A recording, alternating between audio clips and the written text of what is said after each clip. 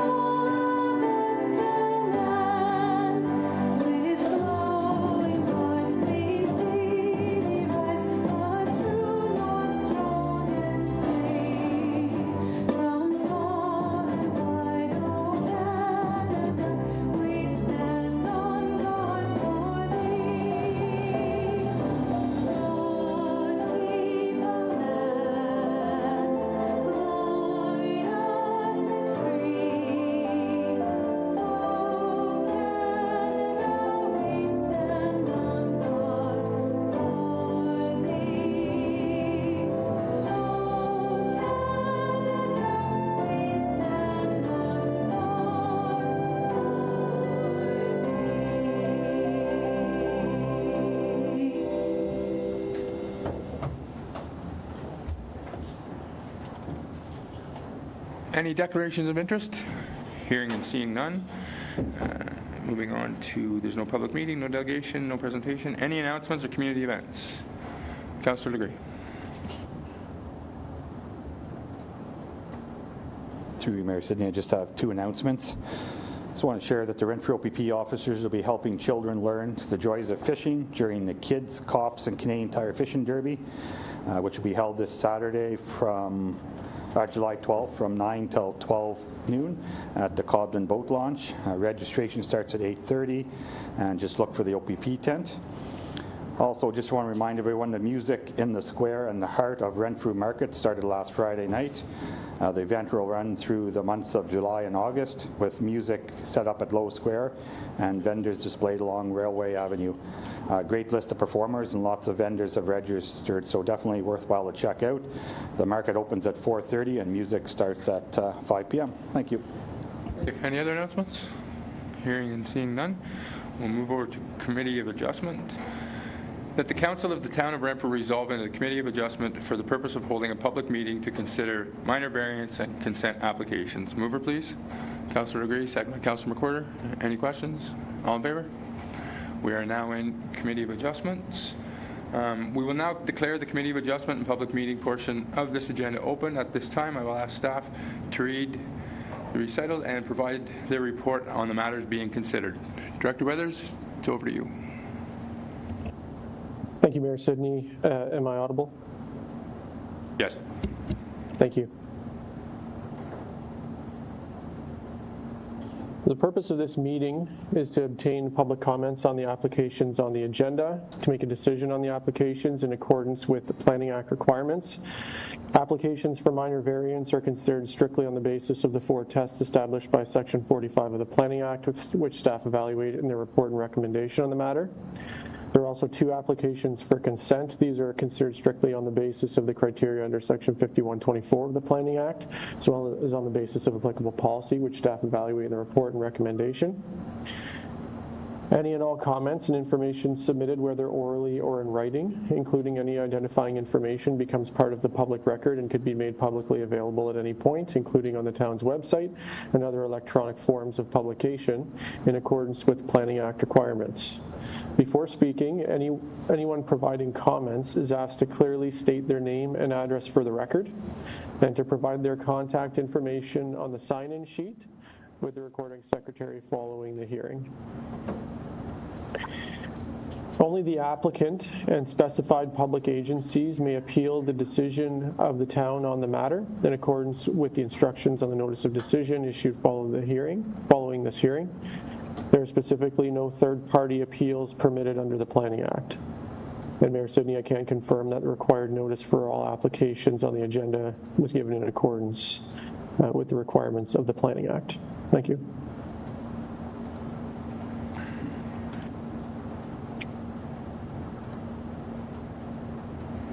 All right, I'd like to turn it over to the public, if there's anybody that wants to come forward to speak. Sorry, Mayor Sidney, the motion's been read. I just have in the recitals here, I have the motion next, but we've already read that. Perhaps it'd be appropriate if I just reviewed the staff report and provided that information to council in advance of members of the public coming forward. Sorry, through you, Mayor Sidney, and to you, Director Withers, the motion has not been read, so would you like the consent motion for both applications to be read at this time? Yeah, my apologies. Yes, please. Okay. All right. So the motion is that in the matter of the applications for consent file D-10-136-D-10-137 submitted by 100123886 Ontario Limited with respect to lands described as 247 Bar Street, Plan 109, Lot 95, Town of Renfrew, roll number 47-48-000-035-03100 for the purpose of the creation of 2 new lots plus a retained lot for residential purposes. The application be approved subject to the following conditions. Number 1, that the owner shall provide to the Secretary Treasurer of the Committee of Adjustments a registered reference plan, 2 full-size hard copies and 1 soft copy depicting the lands to be severed in conformity with the application sketch as attached to the original or amended application. 2, that the owner shall provide to the Secretary Treasurer of the Committee of Adjustments a copy of the existing transfer deed of land and PIN abstract for the subject property. And 3, that the owner shall provide to the Secretary Treasurer of the Committee of Adjustments a draft transfer deed of land conveying the severed land for use in the issuance of the certificate of consent. 4, that the owner shall meet the town's requirements regarding the provisions of independent water, wastewater, and stormwater services to the severed and retained properties, including approval of the capacity design and installation of those services to the satisfaction of the Director of Engineering, Public Works and Infrastructure, and the Manager of Environmental Services, all of which shall be at the owner's expense. Number 5, that the owner pay to the Corporation of the Town of Renfrew an amount equivalent to 5% of the assessed value of the parcel to be severed as a cash in lieu for parkland payment. 6, that the owner shall obtain an entrance permit from the town for the severed and retained lots. Number 7, that the owner shall submit and receive approval of a lot grading and drainage plan to the satisfaction of the Director of Engineering and Public Works and Infrastructure and the Chief Building Official. 8, that the owner shall obtain the necessary permits and demolition of all accessory structures on the severed lot.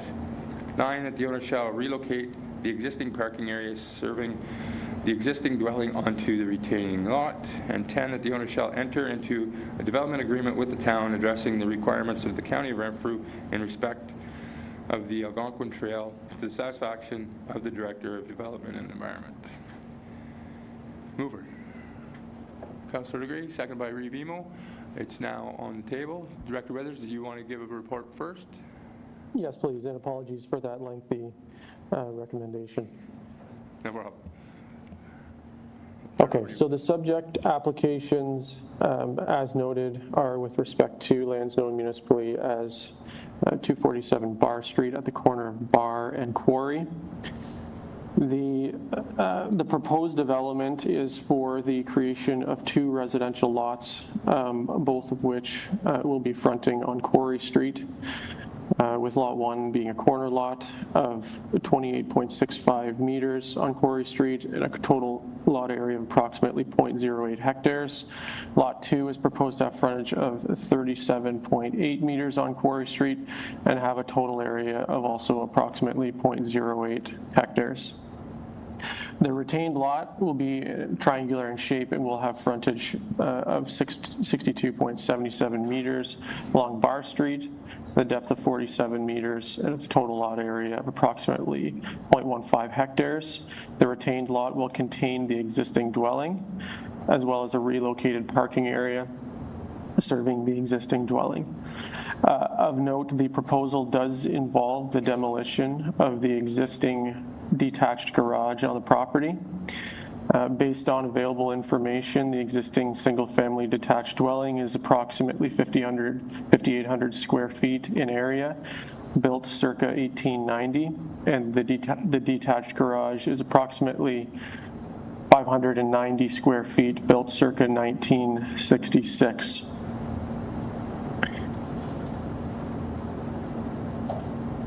My apologies, I'm working with a few tabs here.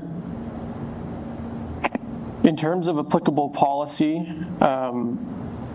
we understand that the property has likely associative value with respect to its association with MJ O'Brien.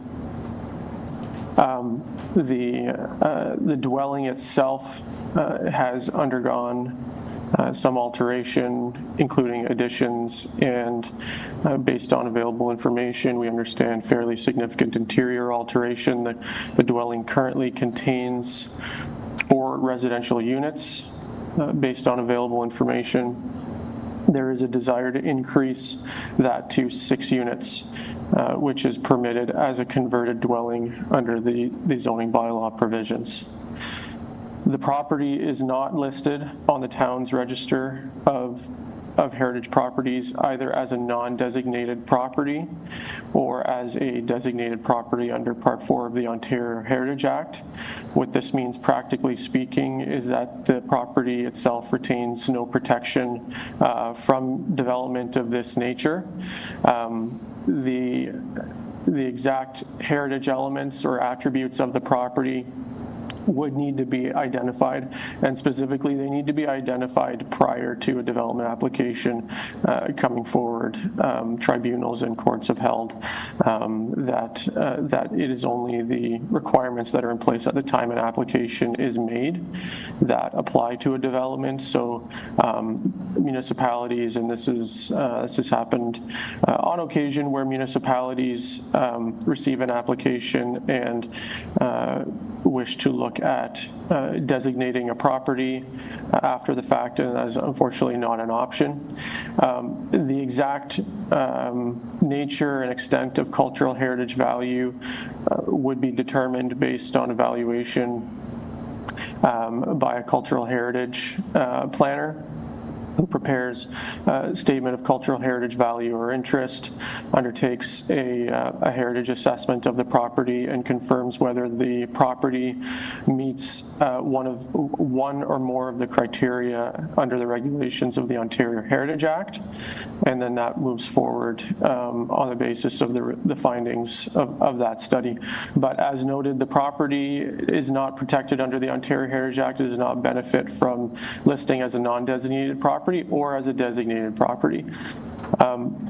In earlier discussions with the proponent, there was some intent to, or a desire for more intensive development of the property, and just given some of the likely associations of the dwelling itself with Mr. O'Brien, we were able to arrive at a proposal that retains the existing dwelling while providing some value to the current owner in terms of development potential.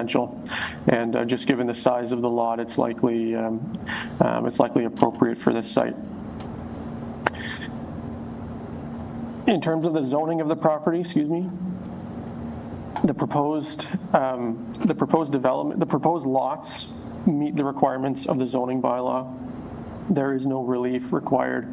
The variance that is being filed concurrently does not relate to the creation of the lot specifically. They relate relate to this specific development being proposed. And in that sense, it's very important these matters are on the agenda separately, and the reason is because they have to be treated separately, the consents as well as the minor variances. The creation of the lots are a separate matter. They are being moved forward concurrently, but the variance is specific to the proposal being made on the lots. In terms of department and agency comments received, we received comments from internal agencies speaking to the requirement for building permits, lot servicing and grading having to be reviewed and approved, and a few other items. We did receive a note from the County of Renfrew in regards to the Algonquin Trail adjacent to the property, and a condition's been included in the recommendation to address that, specifically a development agreement to address matters related to noise. So with that all being said, staff are recommending that the consent applications be approved. And subject to the conditions noted, many are standard conditions, including requirement for water, wastewater, stormwater, parkland, cash in lieu of parkland, and entrance permit, lot grading, and drainage plan. There is in this case the requirement for the existing garage to be demolished, as accessory structures are not permitted on vacant lots. The relocation of the existing parking area that serves the existing dwelling to the other side of the dwelling, as well as entering into a development agreement with the town to address the requirements of the County of Renfrew in respect of the Algonquin Trail. And those are our submissions on the file. Thank you. Thank you. Does the applicant or agent wish to comment on the application? Hearing none. Are there any members of the public that would like to comment on the application?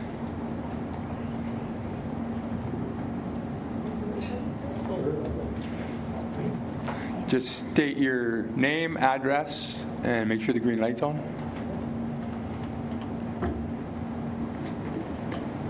Name is Doug Fraser. My residence is 154 Corey. And only 2 weeks ago I was here to share information with the town about Heritage Renfrew, and now I'm back again to seek information from the town about 247 Bar Street proposal.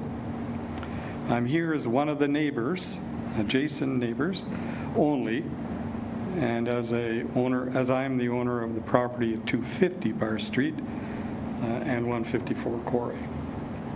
I will begin the comments of two people, one person who felt too intimidated to attend, and the other a couple who felt that it was a lost cause because the town was going to go ahead regardless.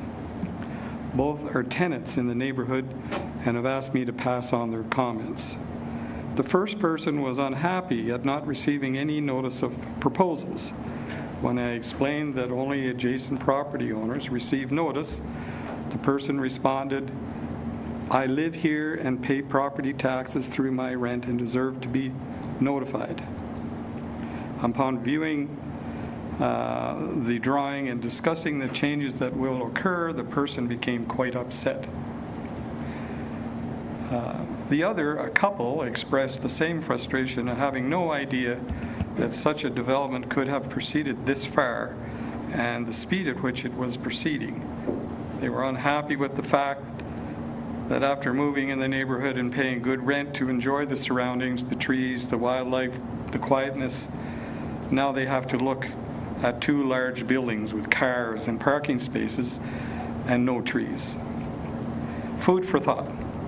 I might suggest that in the future, all people living in the neighborhoods be notified, especially in light of the fact that we no longer have a local newspaper to communicate. And perhaps increasing the amount of time between the date of filing notices and the date of a meeting would be helpful in light of the postage delays and the increasing complexity of such issues.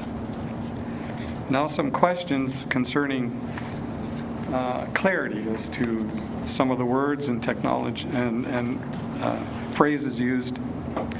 I guess, Eric, if you can hear me, you don't have to dwell on the answers very quickly, but do the uses of ARUs require rezoning, or are they just added to the accepted options available to property owners? Director Weathers? Thank you, and through you, Mayor Sidney. I think perhaps I have a very straightforward answer, and I can certainly provide it, but without knowing how many questions there are and how much, typically public meetings are not, they're not structured as a back and forth with staff. Certainly if there are questions, I can certainly write them down and then attempt to respond to them. But just in the interest of time and process, I think it's probably prudent just to not have back and forth during the comment period. Yeah, okay, that's fine. That's part of the procedure bylaw too. So maybe if you want to just keep going with the questions, and Director, if you can just make note of them so you can answer them. I can forward him a copy of this presentation. He doesn't have to write them down. So if so, was the property rezoned and were notices given? I think he's answered the question. It's been rezoned. Are they primarily used to create more affordable housing?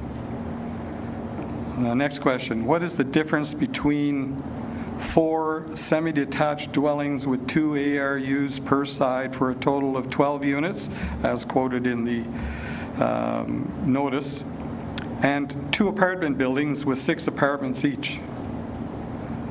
Seems to me it's the same. Do you know what these buildings look like? Do we know what these buildings look like? How many stories? Are there basements? Do we know any of that information? Will the concrete and steel grate fencing and all the trees disappear? We don't know that. Where will and what type of infrastructure, outside services, be located on the site, i.e. hydro poles, transformers, cable, street lighting? Where are they all going to be located in this development? Why are the bylaws for setbacks? Why are there bylaws for setbacks, and what determines whether or not a variance is minor or major? Are setbacks measured from the property line to the roof line or to the exterior walls? Are the water and sewage hookups and the sidewalk configuration of this project already included in the Dominion Street construction? The new fire hydrant is already in. What metrics or stats has the town employed to measure or quantify the number of affordable housing units required to meet the need? What information do we have that these are urgently or needed at all?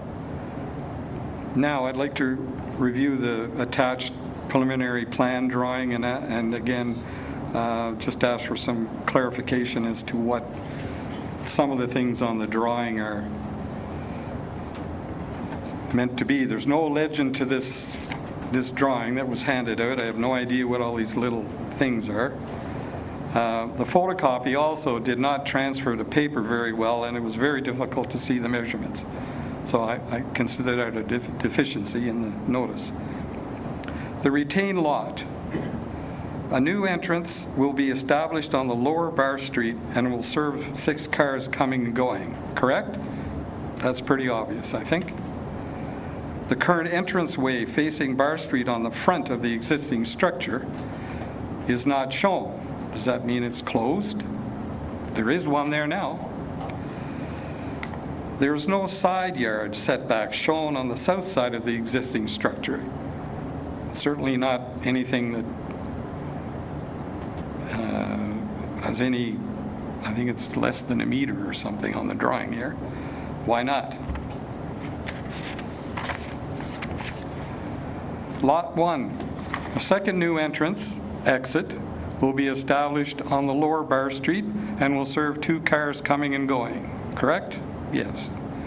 What is the diagonal dashed line in the lower right-hand corner represent?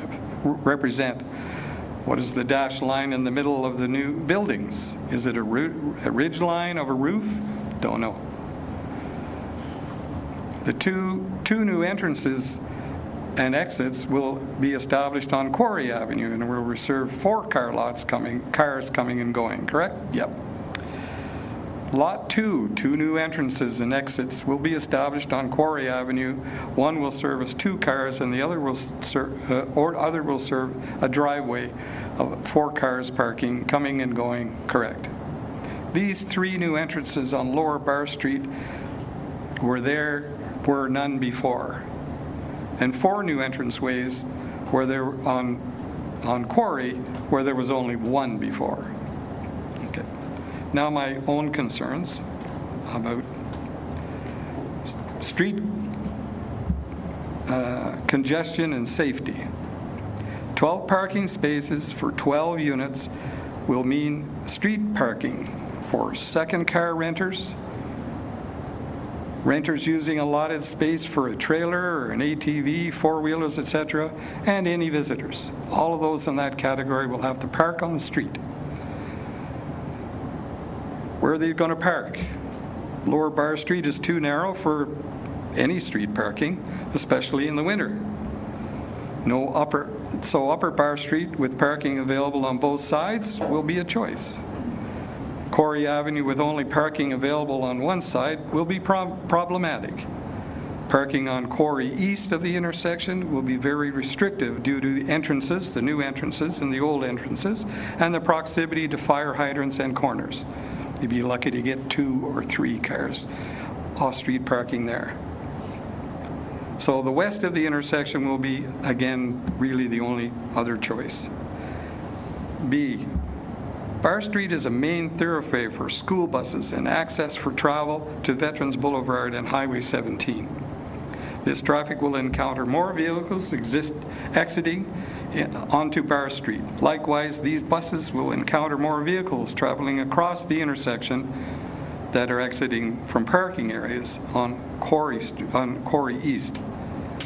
Quarry Avenue is also a main thoroughfare for students and workers and many people just out for a walk in the neighborhood, living at the intersection.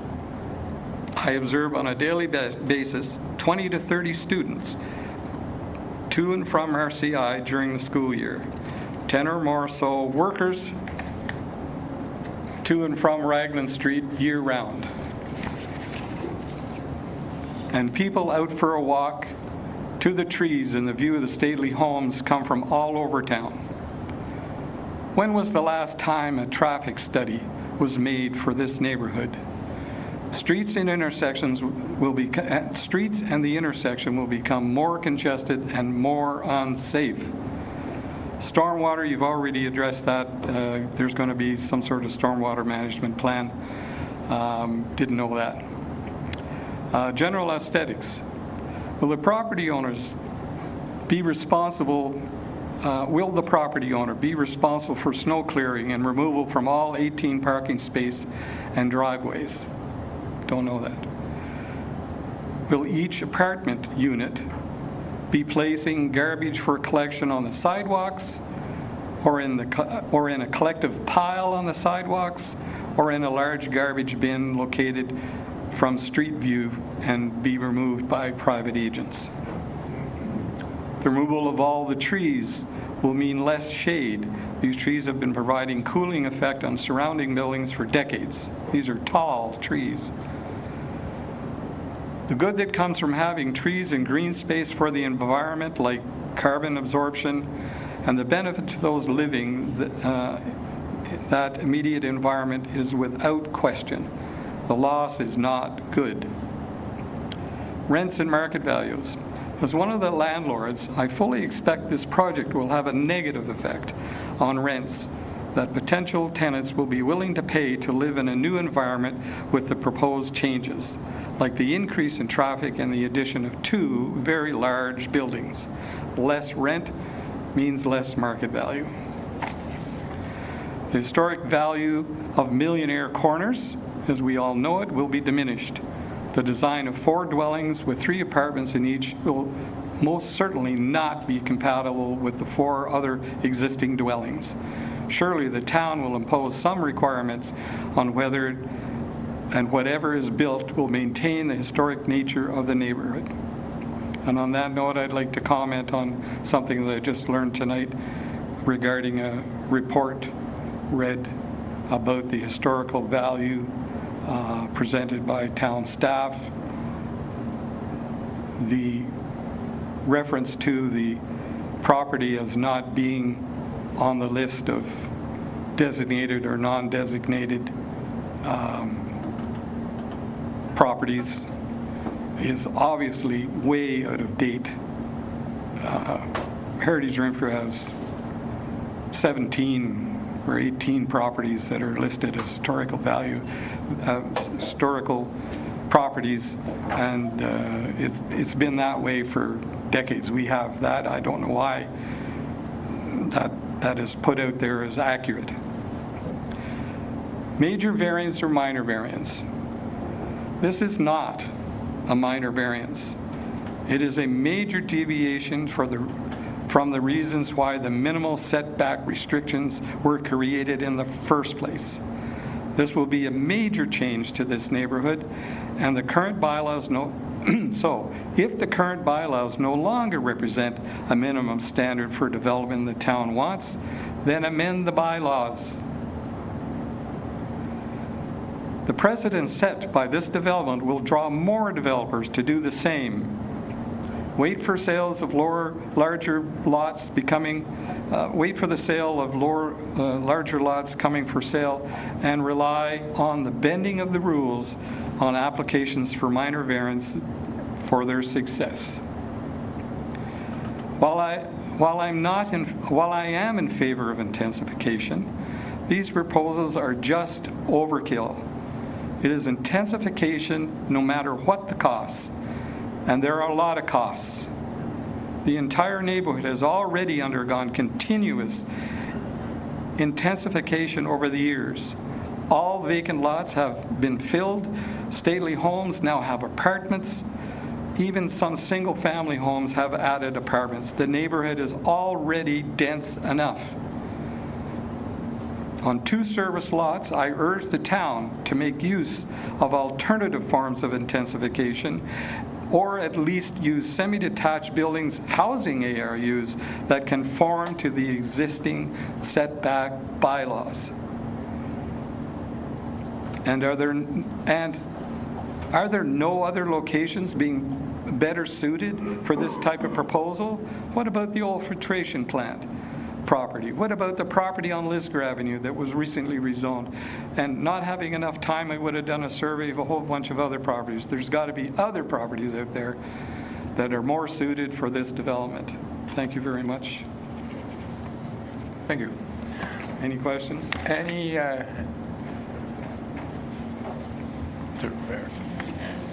Any other members of the public wish to speak?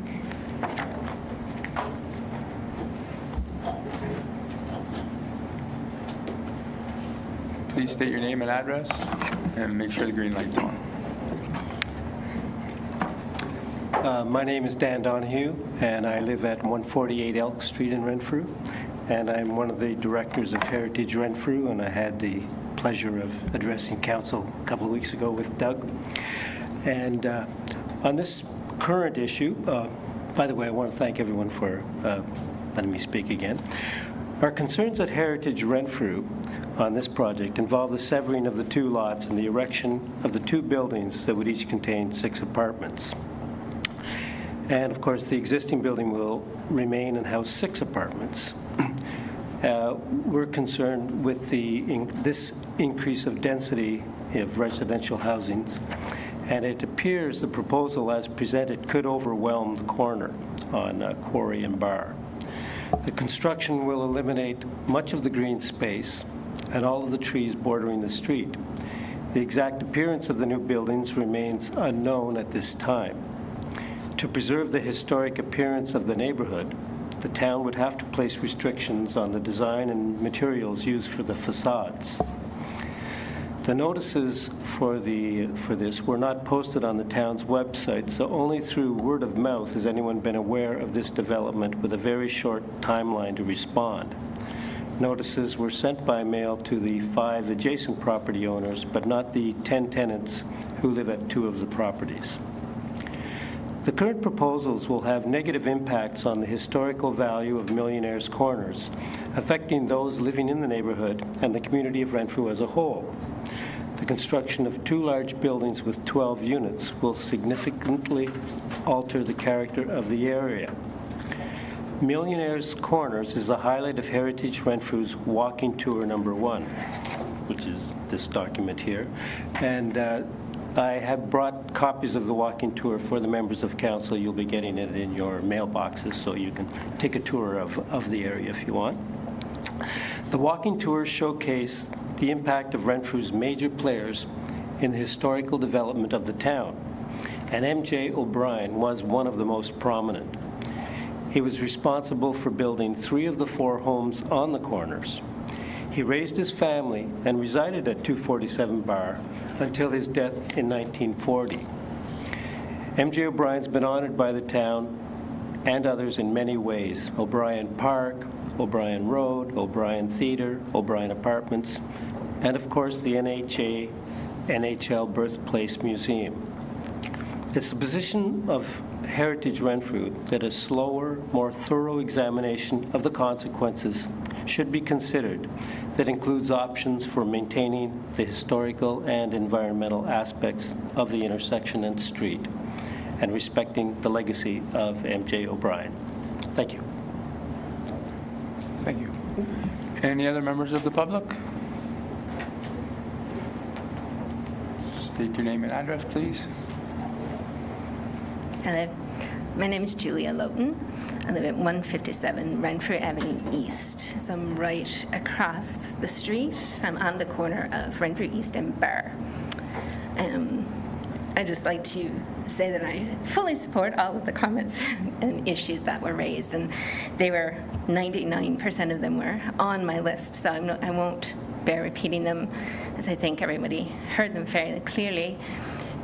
I would like to say that, you know, I am concerned, obviously, about the look and feel of the neighborhood. When I moved here, I left Newfoundland a number of years ago and ended up coming to the Ottawa area.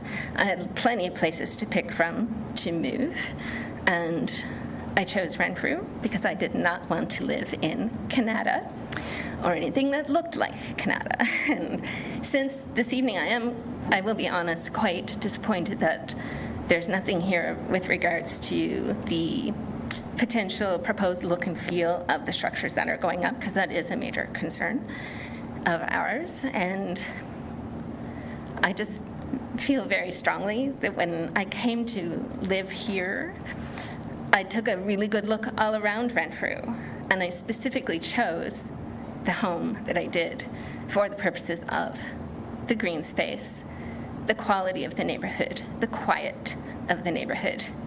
And as Doug has already mentioned, yes, we do have some traffic and parking issues that exist. So adding all of these additional units on here is going to be a major concern. It's not uncommon on a good day to drive up the top street of Bar and not be able to barely get through with a small car because people are parking on both sides of the street already. So we have that all the way down. It's already difficult for fire and ambulance to get through if they needed to. So their vehicles are too wide. I'm not suggesting that we widen the street by any means, because we need all of those sidewalks for everybody to come and walk on and to keep the neighborhood the way that it is. I understand that development has to happen. It's nature. Things go and grow, but I would very much like to make sure that whatever does get developed in the space in the future is done so with sympathy to the existing architecture and history of the neighborhood and respect of the neighbors that currently exist, whether they are homeowners or renters. That's really all I wanted to say. Thank you. Thank you. Any other members of the public?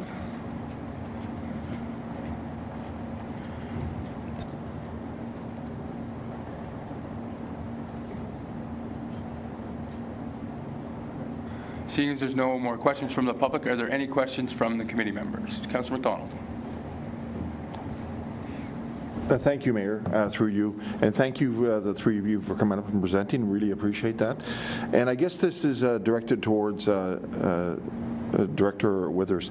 There's been some suggestions of if we were to proceed with this, they would like some considerations into how imposing restrictions with regard to building.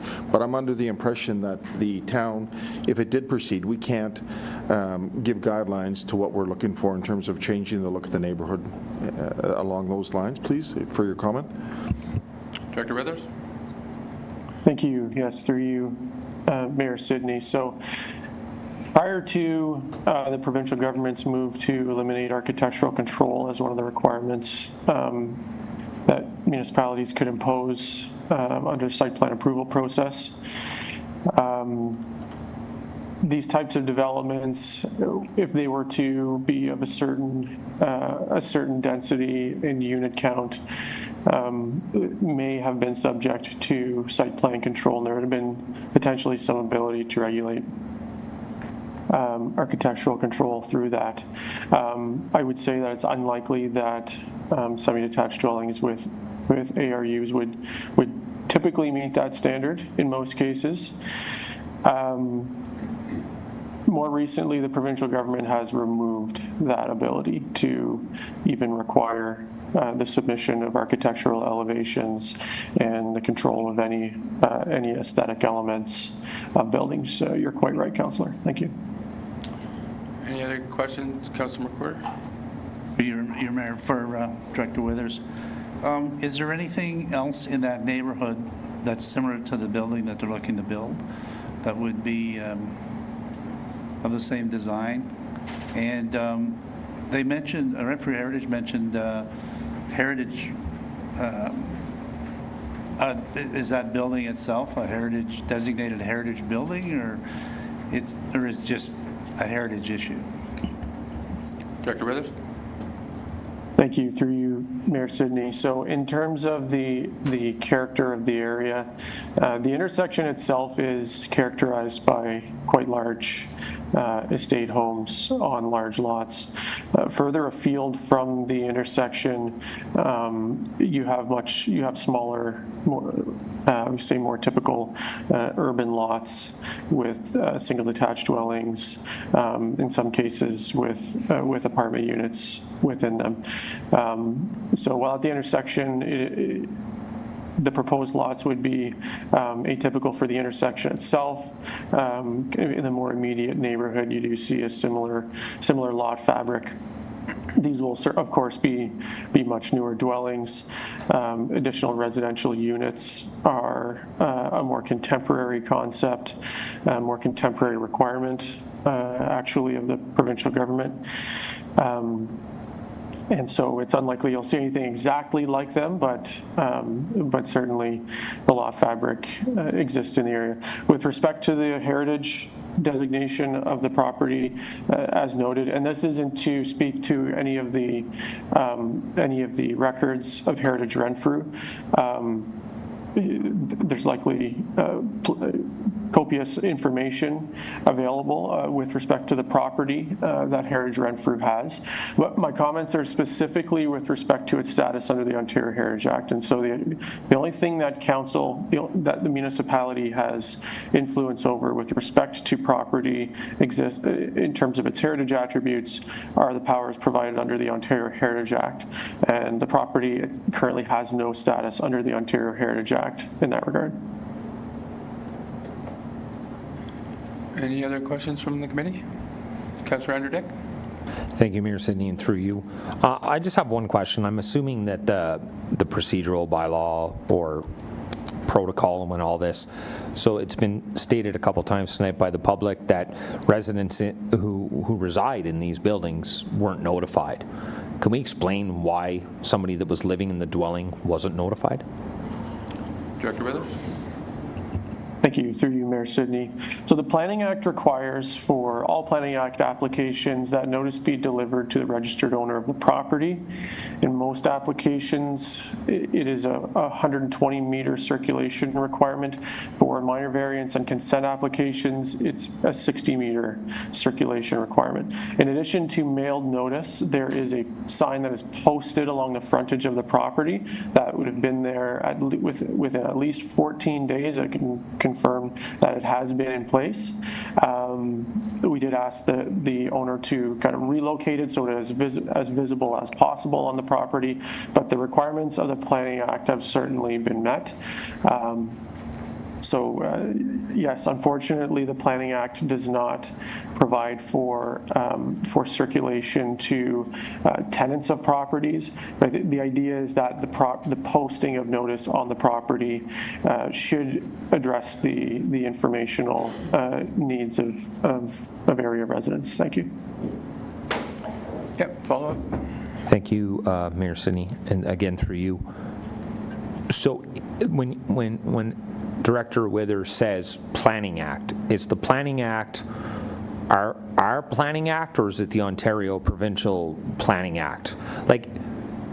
So the Planning Act was met. Obviously, council can change the Planning Act, and maybe, or is this Ontario and we can't change the Planning Act? That's the question I have. Director Withers? Thank you, through you, Mayor Sidney. It is indeed a piece of provincial legislation. Okay. Now, council can certainly prescribe notice requirements, other notice requirements that it deems appropriate. I think something that we can likely look at and should be doing is posting notice on the website.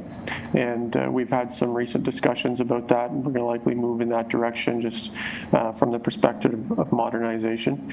But historically, we have put notices in the newspaper. Of course, there's been some difficulty with that recently. Thank you. One more? Okay. Thank you, Mayor Sidney, and again through you. I do have one more comment question. However, it will kind of be a wrap-up before we close this out, so if any other members wanted to say something, and then I can make my last comment. Councillor Sapolsky. Thank you. Through you, Mayor, to Director Withers. The term green space was mentioned more than once, and I can't agree more about green space. This is a desirable area. Everyone's here fighting for their chunk of love that they love and respect. And therefore, I can't argue the fact that someone wants to continue to develop the area because it is a desirable area. So on the notation of the green space, is there a way to implement that it's retained? Just by viewing the drawing, it shows that there's space to retain it, but that doesn't mean that's the intent. Director? Yeah, thank you, and thank you for the question. So in regards to trees, it's a bit challenging. The town does not currently have a tree cutting bylaw. They tend to be quite controversial. There are folks that are adamantly on both sides of the debate, and so consequently the town does not currently have a tree cutting bylaw in place. So there would be typically no ability to restrict the removal of trees. I would say, practically speaking, it tends to be very difficult to retain on a lot by lot basis. It tends to be quite difficult to retain trees just because of the need for circulation of equipment and stockpiling of soil and things of that nature. The need to regrade the lots to provide for appropriate drainage. You need drainage to obviously run away from the new dwellings and not towards the existing dwelling, and it needs to be conveyed appropriately. So for that reason, for those reasons, it is typically not possible on this scale to retain mature trees. I'm going to say in the vast majority of cases, not to say that in some cases it is not possible. It's just very difficult to do so. Thank you. Any other questions from committee? Review? To your worship and through you, would it be possible through the the site plan control document to insist upon trees put back on the lot, not mature trees, but trees that can grow into the community. There are some blank spots, I note, on the corner of Bar and Quarry, back towards car park number 5 and 6. I note in the two back corners of lot 1 and 2, and along that back section, there's the option as well. And I would suggest to you the intersection of Quarry and what looks like the Algonquin Trail, there's that little corner there that may also be able to house some trees. So it does look like the possibility of several, if that's something that could be implemented through site plan control. Curious about lighting, outdoor lighting, these parking areas. Will they have outdoor poles, or will they be lit with waist-high poles? Because that's another issue that wasn't addressed, but usually crops up after development's in place. Director? Yes, thank you. In regards to the trees, we can certainly have that discussion with the developer. I would imagine that they would be agreeable to that, and we could implement that through the development agreement. I think the urban tree canopy and promoting that and ensuring its continued propagation is a very important thing for a number of reasons. And so we can certainly have that conversation with the developer. In terms of lighting, we do not have a bylaw that speaks to lighting or any restrictions on that. Typically what we would request, and it's something we can also implement in the development agreement, is to require for directional lighting with full cutoffs instead of things like flood lighting. And we can certainly have that conversation with them. Thank you. Follow-up? Thank you, Your Worship, and through you again to Mr. Withers. Parking on lot 2, parking number 1 and parking number 2. On lot 1, it's P3, P4, P1, P2, P6, and P5 will all be, I assume, backing out onto Bar Street and Quarry, respectively. So is there, and there was a very good question about recycling and waste. Will there be a collective pickup of that, or is it the expectation that each of the units will put their own out? Because then when you take a look at that will truly congest that area on those days. And then again, a question about snow in terms of, are those lots, those spots, are they going to shovel it onto the street, or is there any way we can control that it's left on the property? And then again with P3, P4, 5, and 6 on lot 2. So snow removal and waste and recycling. Director? Yes, thank you. In terms of snow removal, property owners are not permitted to shovel snow onto the right-of-way. I would submit that there is plenty of green space and lawn to accommodate snow storage. I don't have any particular concerns in that regard. In regards to waste collection, so curbside collection, the properties would be eligible for that. In terms of exactly how that's accomplished and whether it's individual tenants that bring their own garbage out, or whether that's managed kind of collectively, that stands to be determined. We can certainly put the question to the developer and see, but the same requirements for curbside collection that apply to the various rental developments in town would also apply to this one. Thank you. Follow. One final question: where will the services enter into lot 1 and 2? Because Bar Street's still in very good condition, the pavement, and then Quarry will be as well. So I'm concerned again just about somebody cutting it up shortly after it's finished. Director? Yes, thank you. I don't know if Director Bishop is in attendance this evening. He could potentially speak to that. I know there were some discussions with her department in regards to coordinating servicing while the work on Quarry was being undertaken. I can't speak to the status of that, but I know the conversation was taking place. Thank you. Director Bishop, do you want to comment? Through you, Mayor.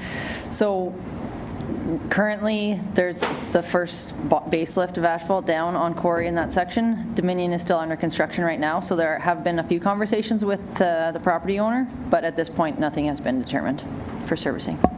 If it were going to happen, preferably we would set that up now so that once the asphalt is complete on the whole of Dominion, it wouldn't be disturbed again. Thank you. Thank you. And then just a question from my own personal knowledge. In terms of the fire suppression, would these buildings be large enough for the intake to be located on the building and water pumped into the building, or is these buildings aren't large enough for that? And that's only a question out of curiosity. Okay.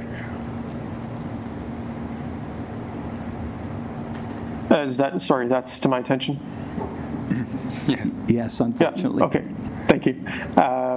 Thank you through you, Mayor Sidney. So no, these buildings would not be large enough to have a Siamese connection on the building. Thank you to both members of staff. Any Councillor Degree? Through you, Mayor Sidney, I think all my questions I had have been answered by fellow councillors. Just want to thank the public for coming out and sharing their thoughts on this. I do have a question maybe for the clerk, though, because I want to go back to Councillor Andrew Dick's comment here about notice, and I agree that notice has to go up to a wider area, especially people in apartments and stuff. Would that be like a notice of motion we'd have to put to get that done, or how does that? I'm not saying it's for now, but when we do it, like. Through you, Mayor Sidney. So as Director Withers had noted, the Ontario Provincial Act has set restrictions. If it is Council's desire to prescribe additional notice requirements, then that is part of a policy. We do have a notice policy which could be brought back for further review and discussion, and that could be discussed with both Director Withers, the CAO, as well as the Clerk's Department. Perfect, thank you. Councillor McWhorter. For you, Mayor, for Director Withers. Mr. Fraser asked a couple of questions, and one caught my eye. He asked about a broken line across the corner of Bar Street and Quarry. It's at the 6 meter mark. Could you explain what that line indicates? And then I have two more questions, if I may. Director Withers. Thank you, and through you, Mayor Sidney. So that line is called a daylight triangle. It represents an area where building or any structures or anything over 2 feet high effectively cannot exist for traffic safety purposes. Thank you. My next question is, you also mentioned parking issues. What's the parking situation on Quarry and Bar at the moment? Is there parking on that side of the street next to where this development will go? Is there parking allowed on both sides of the street or just the one side of the street? Director.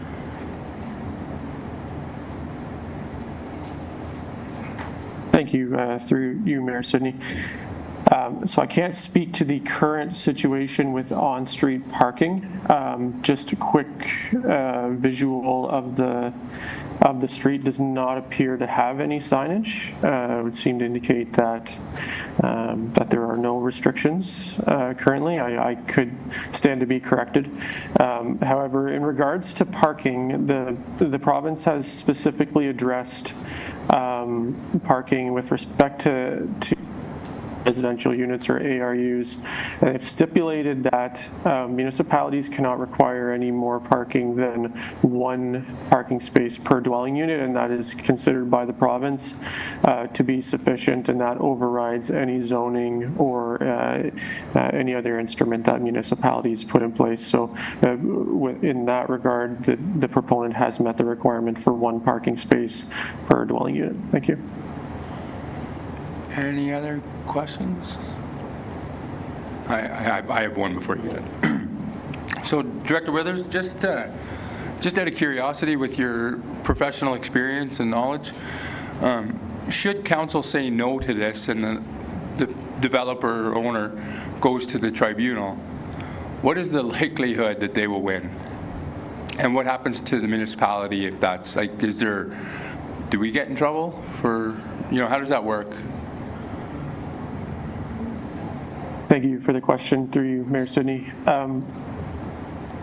So on the basis of, staff are recommending that the applications be approved. So what that means is that we believe that in the context of an Ontario Municipal Board hearing, or I'm dating myself, an Ontario Land Tribunal hearing, that these applications meet the requirements of the official plans, provincial policy, and would be successful.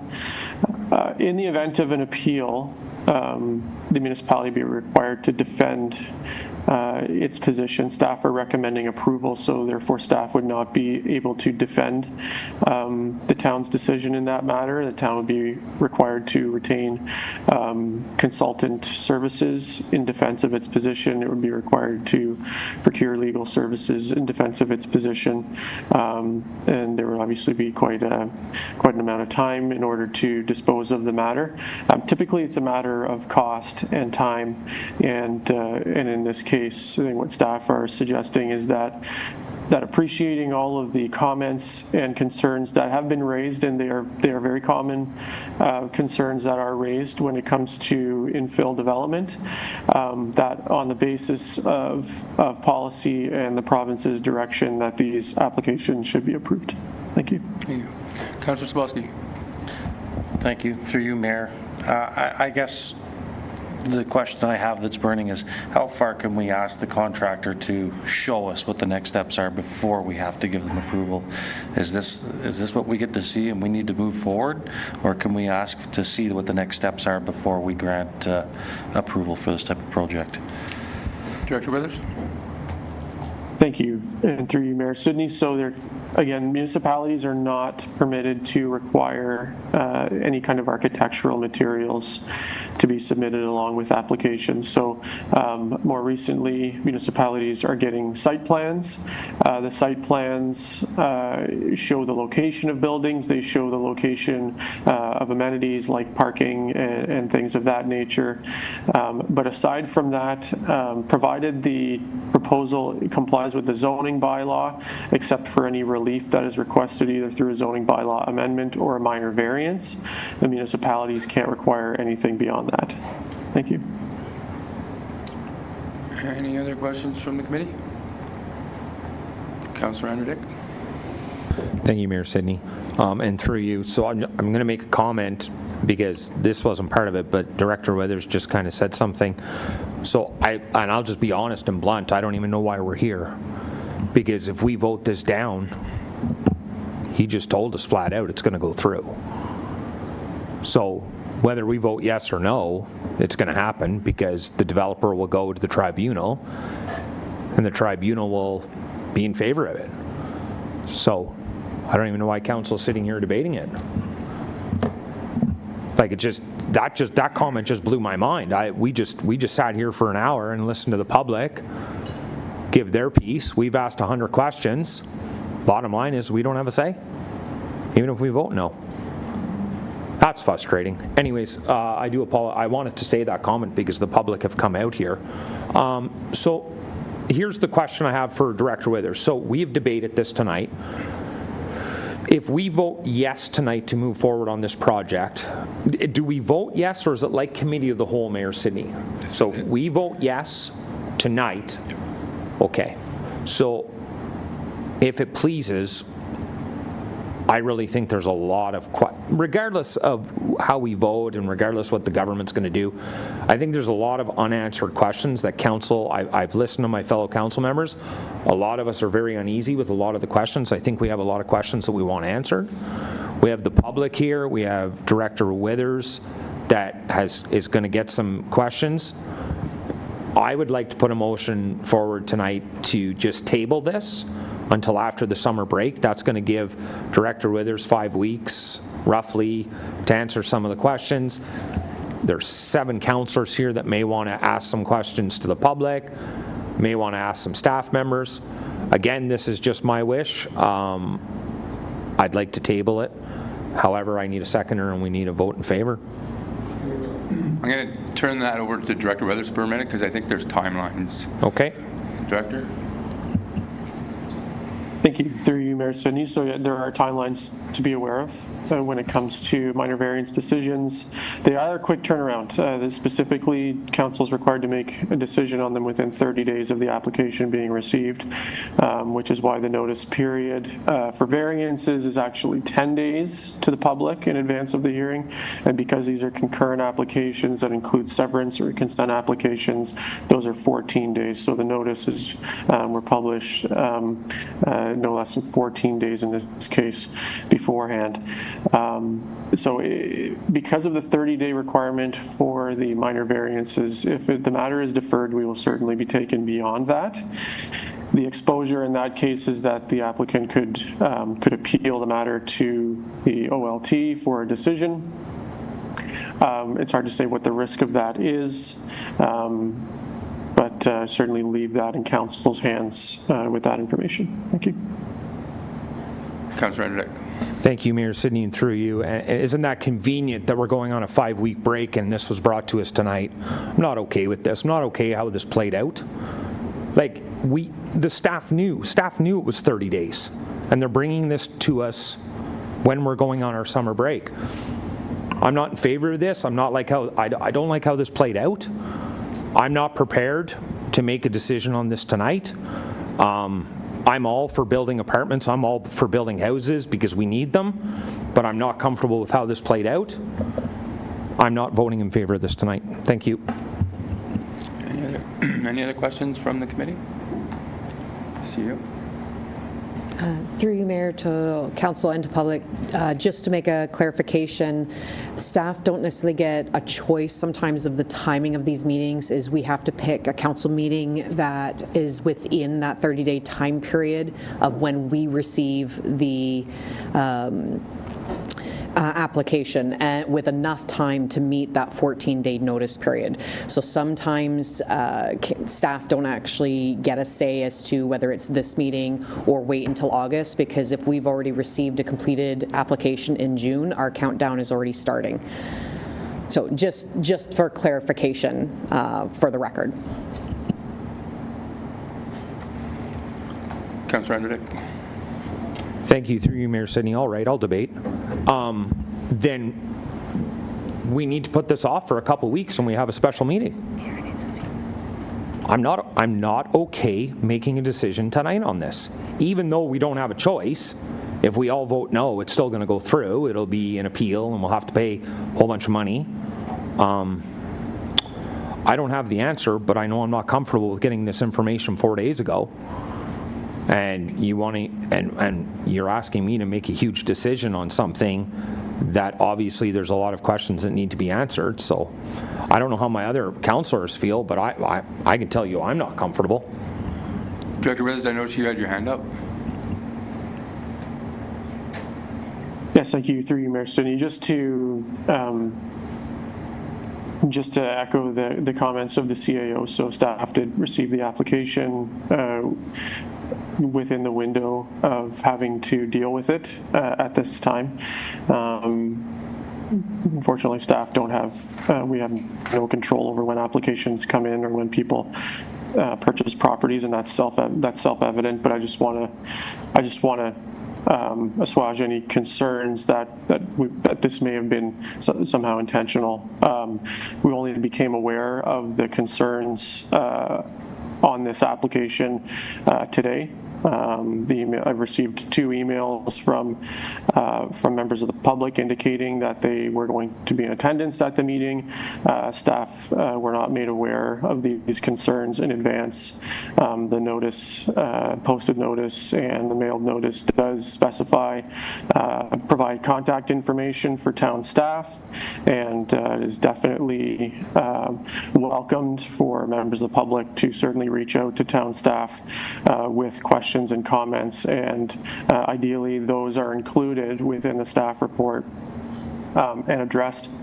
Unfortunately, in this case, the timing of the application meant that it had to come before the break, and we just didn't have the lead time or the notice with regards to the public comments on the matter to be able to include that in our report. Thank you. Review. Thank you. And through you to Director Withers, what is the drop-dead date of having to have a decision made?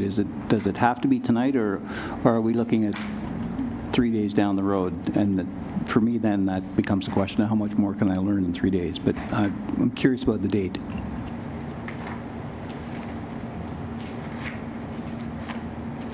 Thank you. I'm going to need 2 minutes to undertake that review. Just give me a moment, please. Councillor Underdeck? Thank you, Mayor Sidney. Mayor Sidney, I have a motion on the floor.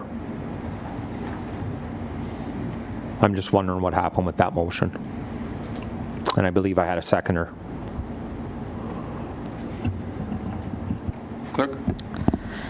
Sorry, through you, Mayor Sidney. So acknowledging that Andrew Dick did put forward deferral, because this is a committee of adjustment, there's slightly different rules with regards to the timeline. It's very important that council understood the timelines. That's why that discussion happened.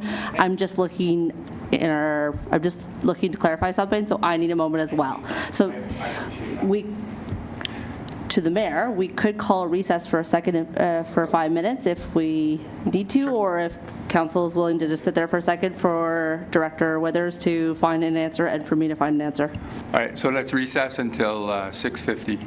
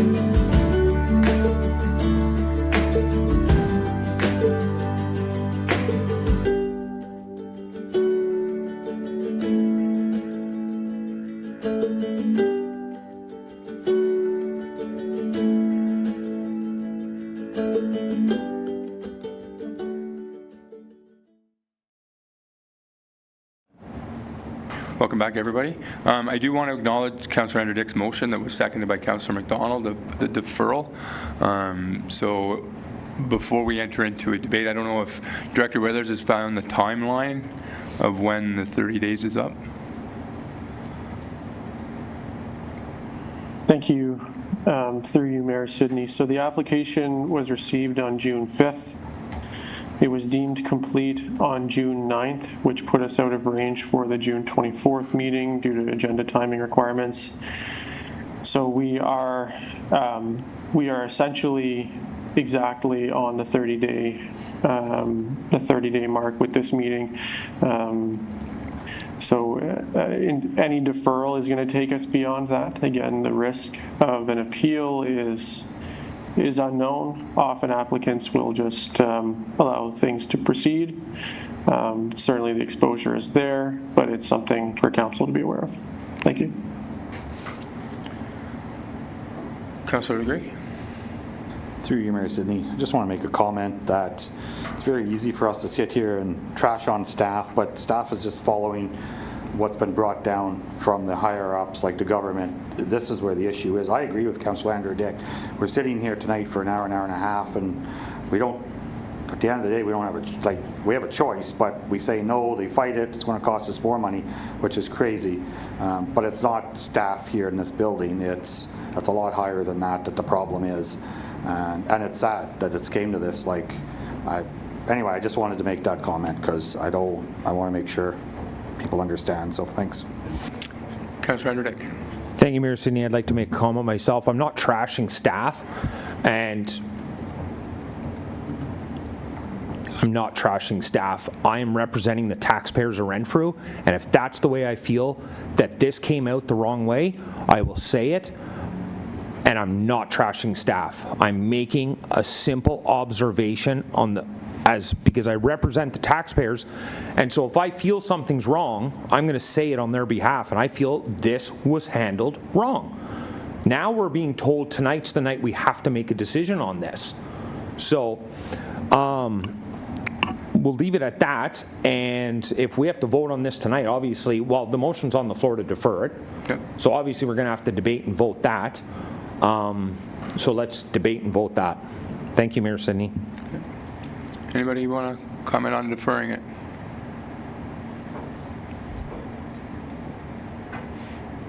Reeve?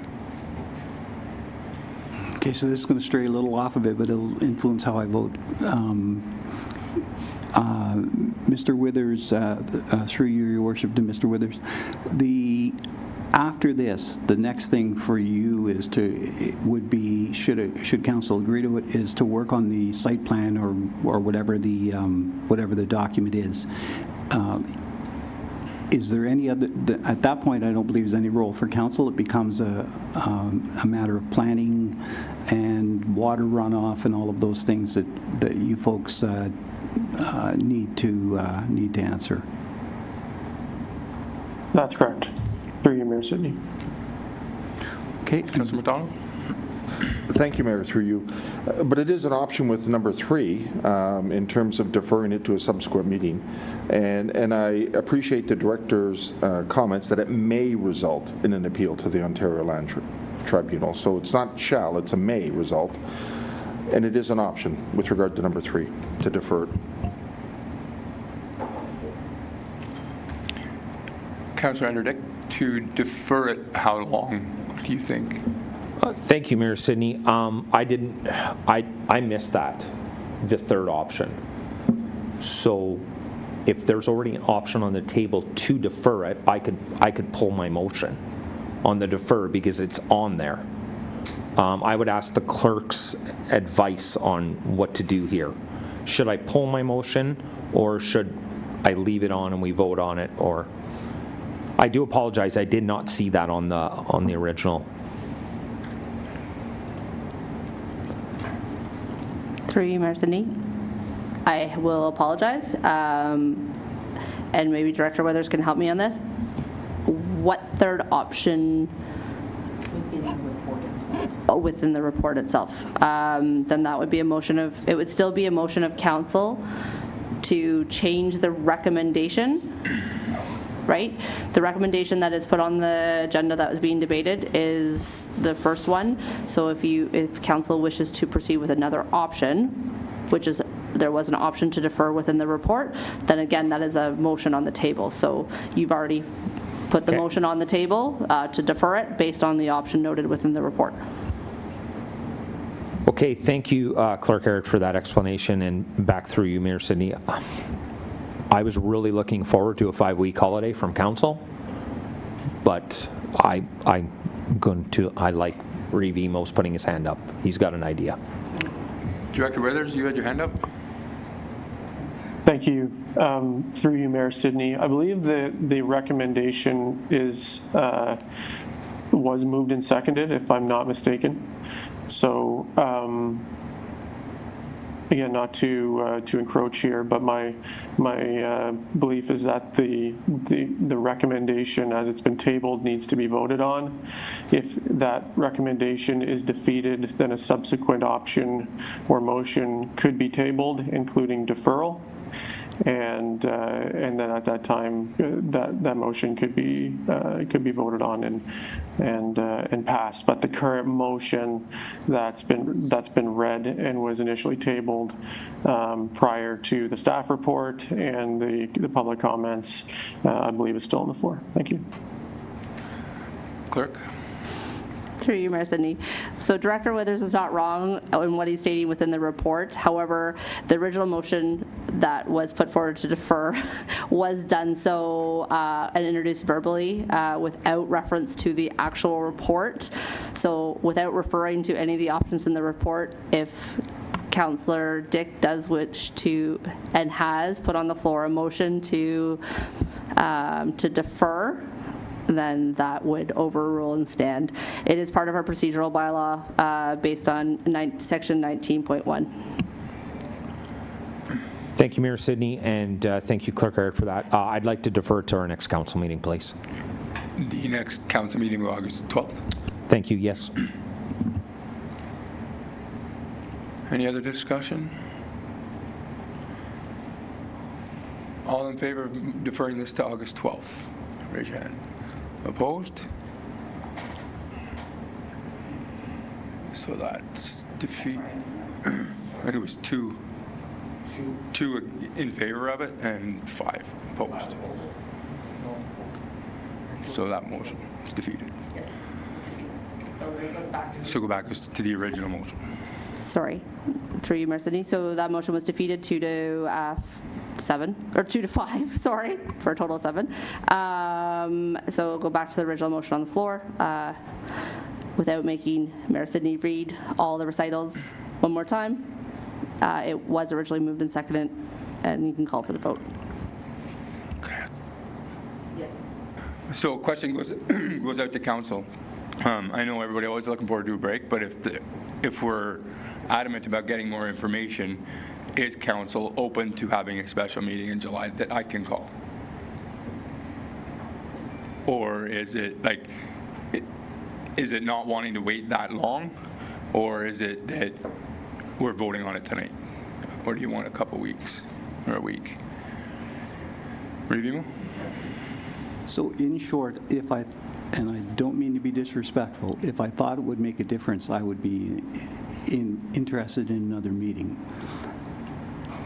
I guess my question is, has Director Withers heard enough to be able to massage some of this, if possible, within the site plan control document in terms of trees and snow load and water drainage, and some kind of retention of the original features of the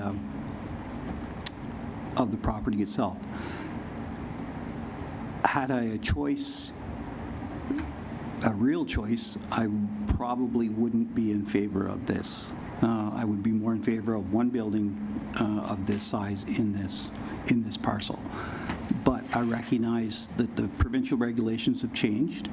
I also recognize we had lots of conversations with cabinet ministers, and what we were told was, although this process seems to take away your responsibility, you will be listening to the public, and then you'll be reflecting their needs as best you can in the final product.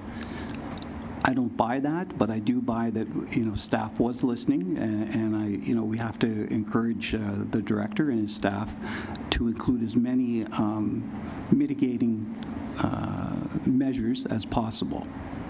So again, in short, I don't know what we're going to learn differently because we really don't have the choice to manipulate this politically, which is what we'd be doing. So thank you.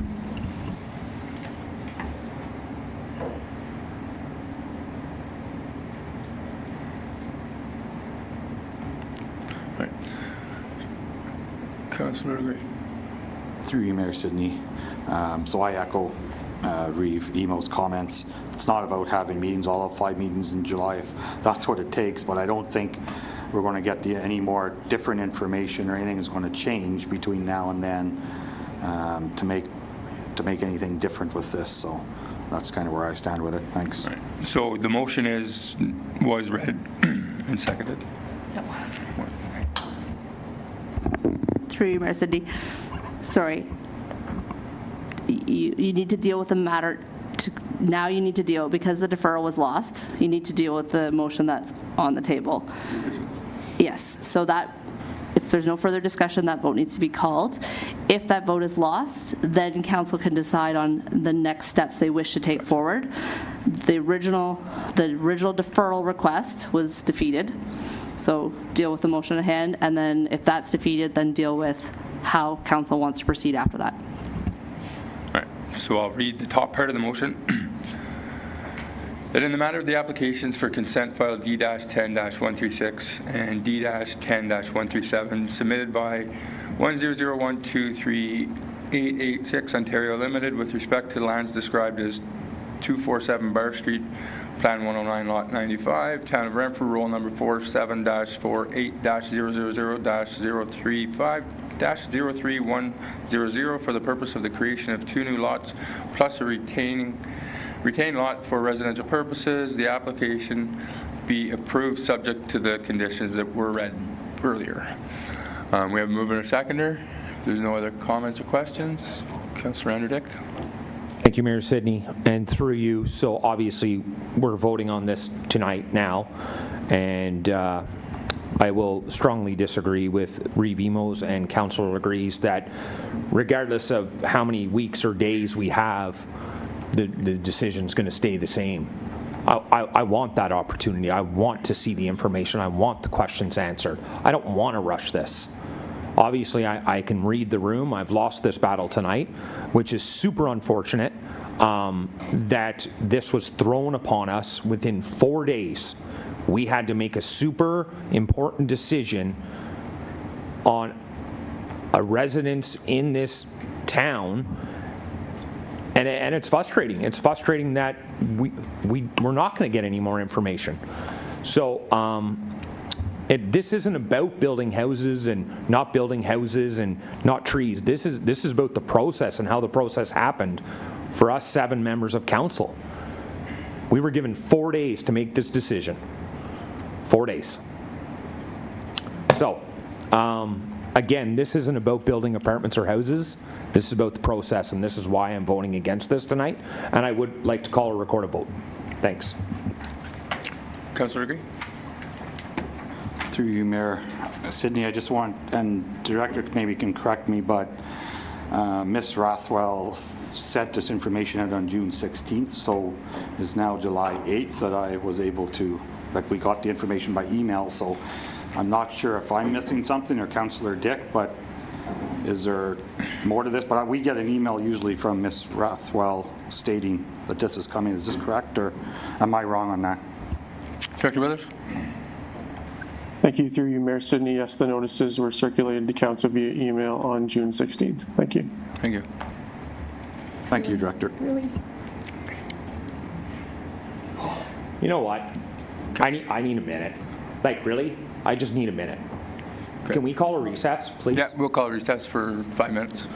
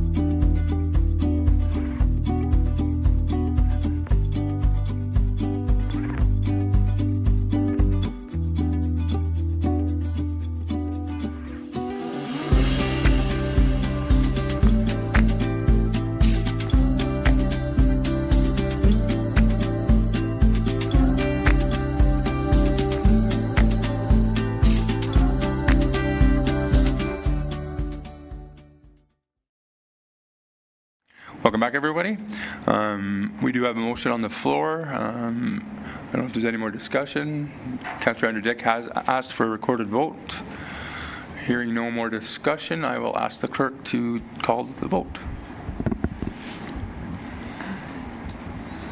Okay, as Councillor Dick had requested the recorded vote, I'm going to start there. Opposed. Councillor Legree. In favor? Councillor McWhorter. Favor. Councillor McDonald. Opposed? Councillor Zabolski. In favor. Revimo. In favor. Mayor Sidney. In favor. The motion is carried 5-2. Okay, moving on to D.2.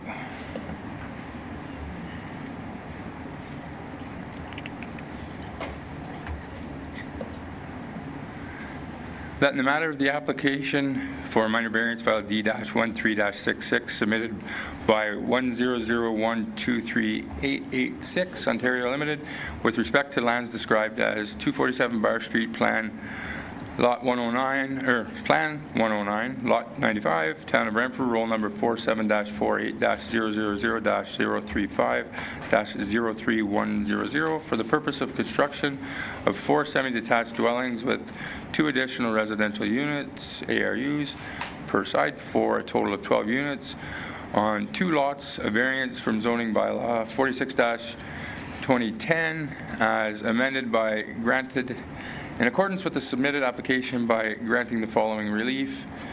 S.2.12 4A, permit the longer lot line on Quarry Street to be designed as the front lot line for Lot 1. S.5.2.2C, reduce the minimum front yard setback from 7.5 meters to 6 meters on lots 1 and 2.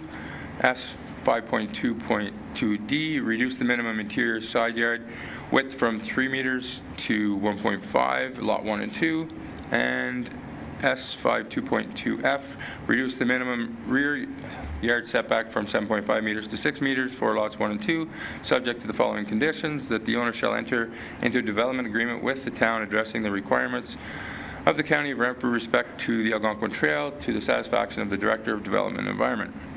Mover, please. Councillor Legree, seconded by Revimo. I will turn it over to the Director. Director Withers. Thank you, and through you, Mayor Sidney. So this is dealing with the same proposal. I won't go into much detail. These are the represents a development proposal for the lots themselves. As noted, the severance applications being handled separately from the variance applications in terms of due process.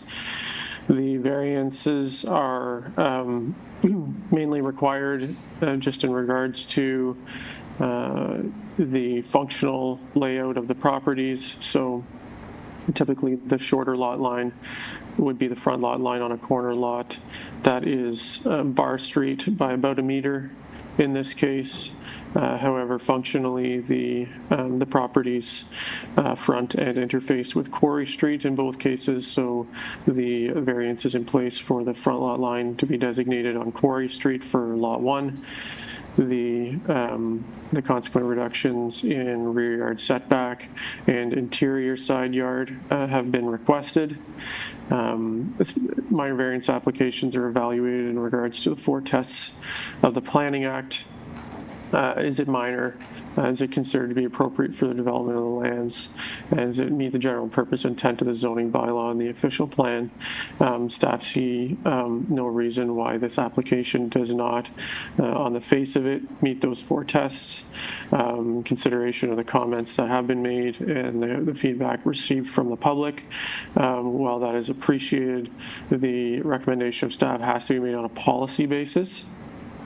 And on that basis, staff are recommending approval of the application, subject again to the requirement for a development agreement to implement the requests of the county in regards to the Algonquin Trail. Thank you.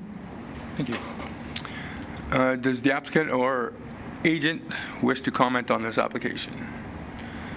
Hearing none. Any members of the public wish to come and address the committee? Hearing and seeing none. Any questions from the committee regarding this application? Councilor McWhorter. You, Mayor, for Director Withers.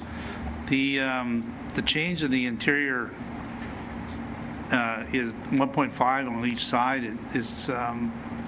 That falls under the fire code. That's reasonable. That doesn't seem like a lot of space between buildings. Now, is that the wall, or does that go by the edge of the roof? Director Withers. Thank you, through you, Mayor Sidney. 5 feet is the typical setback that is required in the zoning bylaw for single detached dwellings. We received no indication from the fire chief or the CBO that there are any concerns with the setback from a fire code perspective. The setback is measured to the wall. And that perhaps addresses one of the questions from the public in regards to whether it's the eaves of the wall. It is, in fact, the wall. Thank you. Thank you. Any other questions from the committee? Hearing and seeing none. Are we good to vote? All in favor of this application, raise your hand. Opposed? That's carried 5-2.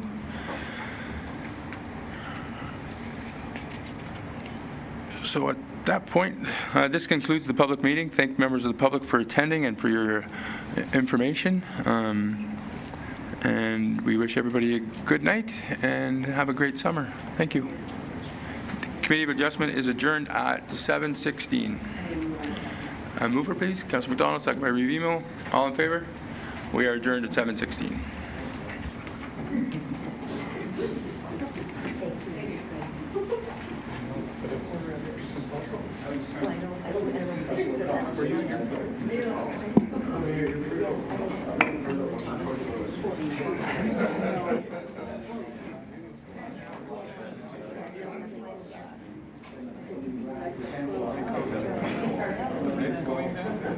All right, we're going to keep going here. All right. Next on the agenda, that Renfrew Town Council convene as Committee of the Whole to consider reports for recommendation to Council. Mover, please. Councilor McDonald, second by Councilor Legree. All in favor? That's carried. We are now in the Committee of the Whole at 7:17. Moving on to E.1.1.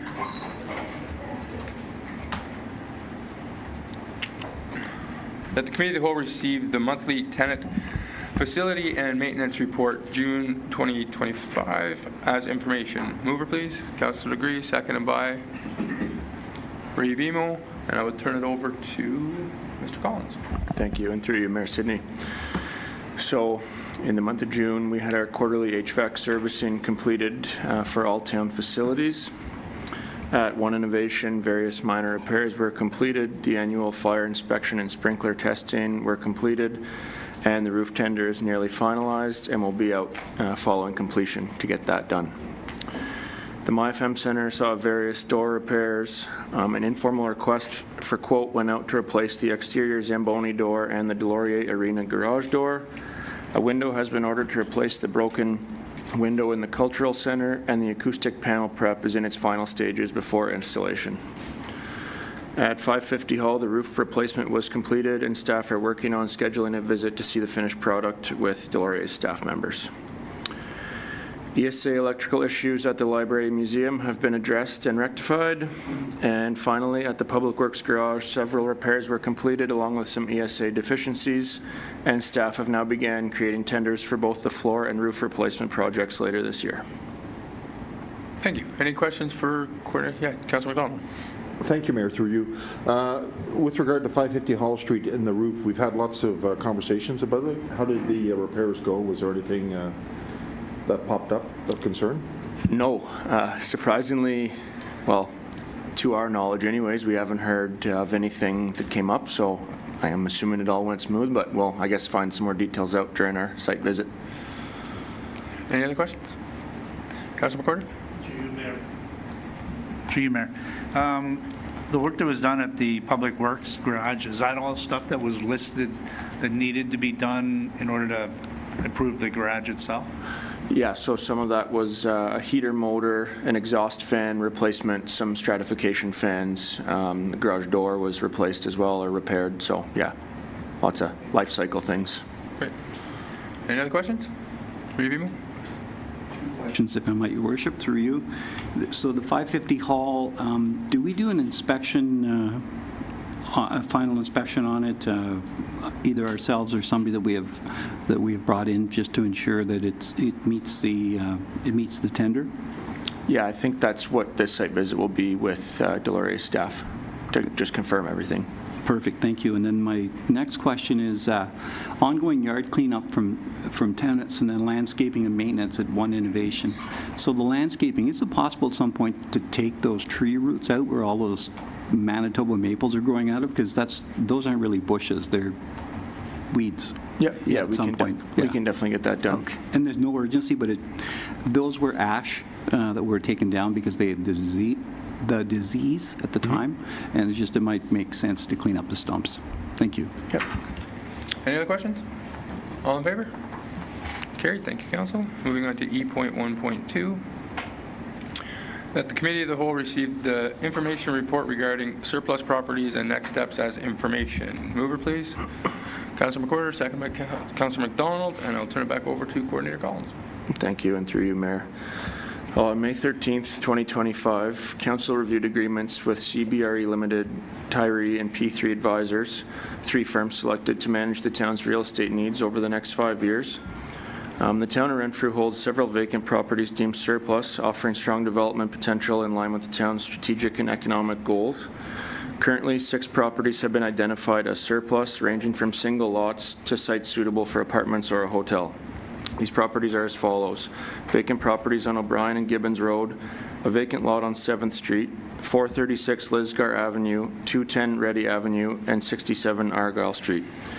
Council will be presented with agreements with the 3 firms tonight to approve and begin services. Once approved, staff will start developing a strategic marketing plan and detailed packages for developers. Staff will also work with these firms to assess future surplus lands Staff will also work with these firms to assess future surplus lands. Currently, staff are creating an interactive property map to circulate to all departments as well as external utilities to identify any development constraints before we proceed with surplusing any more property. And regular updates will be provided to Council on progress, sales, and further actions. Thank you. Any questions from Council? Hearing and seeing none, all in favor? Carried. Thank you, Council. Moving on to E.1.3, that the Committee of the Whole recommends that Renfrew Town Council have staff bring forward a draft memorandum of understanding between Heritage Renfrew and the Town of Renfrew in order to clearly define the partnership between both entities, and further that this MOU be part of the Mayor's 2026 budget considerations. Mover, please. Revimo, second by Councillor McDonald, and I will turn it over to Director Latondras. Thank you, through you, Mayor. This report was brought to Council on June 24th, and at that time a motion to defer was passed during the Committee of the Whole, so the matter is being brought back this evening for discussion. There have been no changes to the report. Any questions? Councillor Dick. Thank you, Mayor Sidney, and through you, and thank you to Council for allowing this to be deferred. I did speak with some residents in the town in Heritage Renfrew. I'm very happy with this report. I just want to clarify one thing. So if we vote in favor of this, there's going to be a line item in the 2026 budget if the mayor feels it needs to be there. How does that work with? Okay. See you. So through you, Mayor, to Councillor Andrew Dick. So yes, if this motion passes, because it's being asked to be brought forward for the mayor's consideration, it would become its own separate line item for that consideration process during budget, which we'll discuss a little later in the meeting. Okay, thank you very much. Any other questions? All in favor? That's carried. Moving on to E.1.4. That the Committee of the Whole recommend that Renfrew Town Council maintain the current operating hours of the McGrimmon Holdings Fitness Center. Mover, please. Councillor Degree, second by Councillor McWhirter, and I will turn it over to Mr. Eckworth. Thank you, and through you, Mayor. In March 2025, the hours of the McGrimmon Holdings Fitness Center were reduced on weeknights and weekend evenings. The decision to reduce those hours was an operational decision due to a loss of staff, and the times selected to be adjusted were based on usage data from March 2024 until March 2025. The data shows that in real numbers, our average membership count for the year was about 271 unique members at any given time, meaning that around 8 members would have been affected by the adjusted hours on weekend evenings, and around 3 members would have been affected by the adjusted hours on weeknights. In short, should council direct staff to extend the operating hours of the fitness center to the original hours, it can be done. That said, council needs to be aware that there are a number of costs, real, hidden, and potential, that need to be weighed against the benefits of offering more hours of unsupervised access. Our recommendation to maintain our current hours is based on a combination of our specific experience at the MyFM Centre, and after consulting 2 resources from the Ontario Recreational Facilities Association, or ORFA, which were titled Guideline for Unsupervised Fitness Areas from October 2021, and Calculating How Often to Clean a Recreation Facility Guideline from February 2022. Our first consideration in the decision was the safety of our fitness center users. The fitness center presents a high degree of potential risk to users, whether via injury or medical episode. With an increase in unsupervised hours, the customer service office would be more frequently closed to fitness center users. And given the breadth of responsibilities for the operations team, often working at minimal staff levels, it leads to a significant risk that no staff person would be readily available to assist if there were an incident or accident in the fitness center. The second consideration was security and liability. We have already received numerous complaints of individuals who do not have an active membership accessing the fitness center. This results in frustration by members who are in good standing and who see the fitness center access being abused, which in turn leads to more unauthorized access. Patrons who access the space without authorization are also more likely to disregard other rules like age requirements or misusing equipment.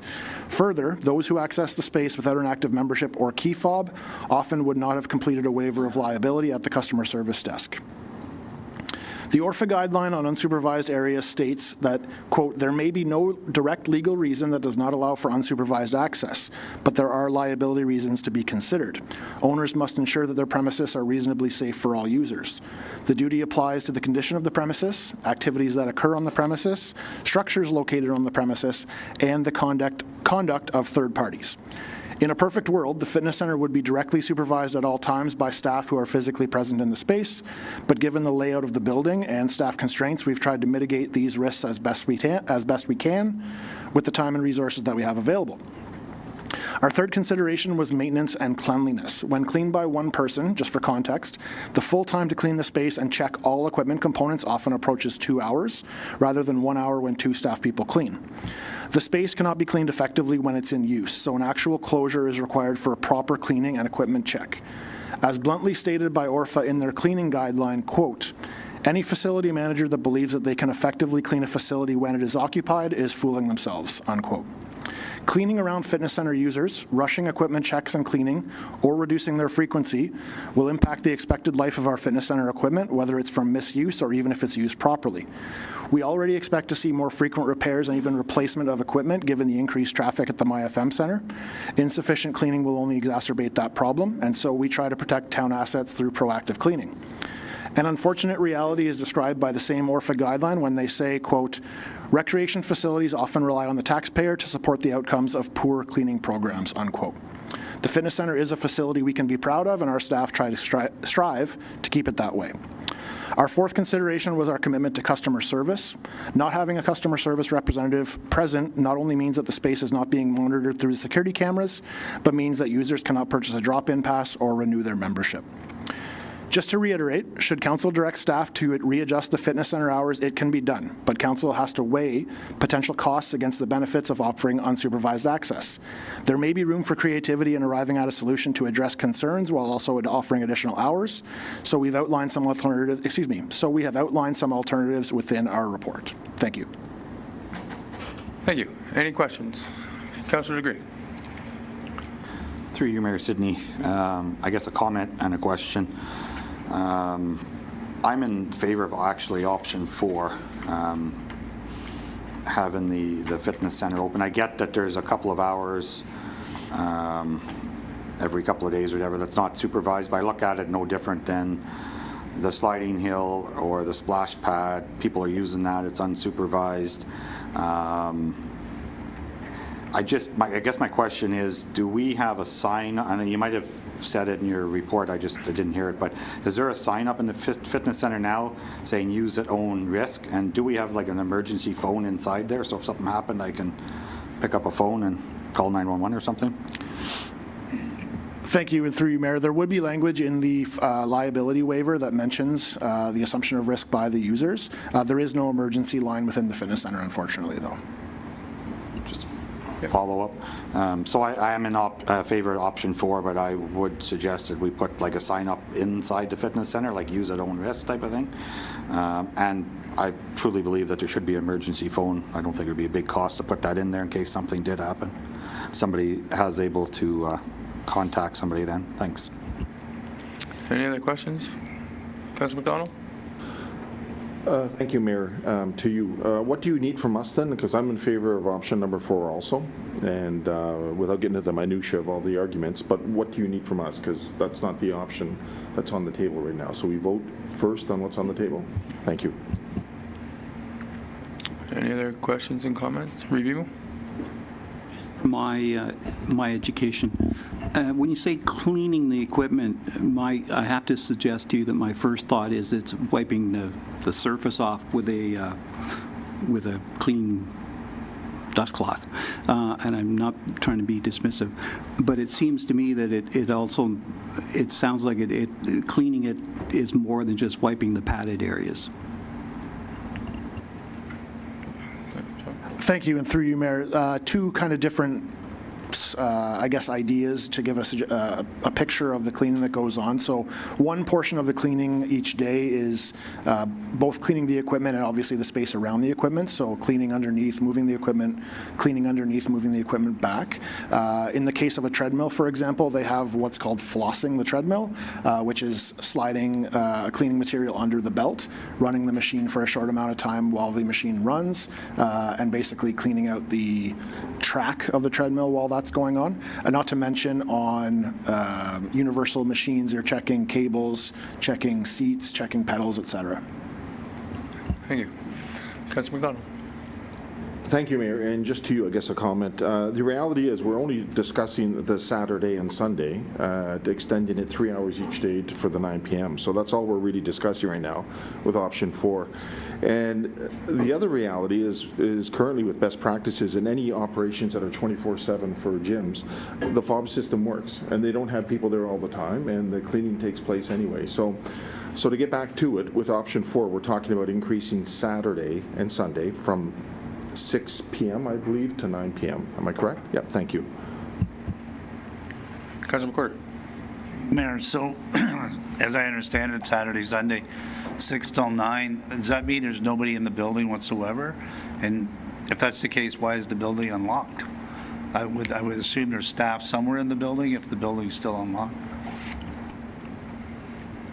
Thank you, and through you, Mayor. There would never really be an occasion where there is no staff within the building. I'll just give the example, though, of I'll say November Saturday night, if there's a Junior A hockey game going on, we would probably have at least 2 staff in the Olympia room at any given time. There's probably another staff person that may be called out for any number of different tasks. So examples could be if they were outside shoveling snow, if they were inside a bathroom cleaning where they were hard to find. I guess there'd be no occasion where there were no staff in the building, just their ability to be found would be a concern. Any other questions or comments? Hearing none. So we'll call the vote. So the committee of the whole recommends that Renfrew Town Council maintain the current operating hours of McGrimmon Holdings Fitness Center. So all in favor? Opposed? Okay, that's defeated. So do we have another motion on the table? Councilor McDonald? Oh, thank you. Okay. Thank you, Mayor. Through you, I'll go with option number 4, if we can put that on. Increase the fitness center hours by standardizing a 6 a.m. to 9 p.m. each day of the week, please. Seconder? Councilor Anderdick, it's on the floor for discussion. Councillor Gray? Through you, Mayor Sidney. So yes, I agree with the motion. Going back to I'd like to see a sign of something put up inside so I don't know if we're going to amend that, if we can amend it to add that or not, or if you okay with that? Yeah, Councillor McDonald. Thank you, Mayor, and through you, and I don't know if it has to be part of the motion, but I would like an emergency phone in there. I think that's important if they're to address some of the concerns from staff. So I'll leave it with the clerk.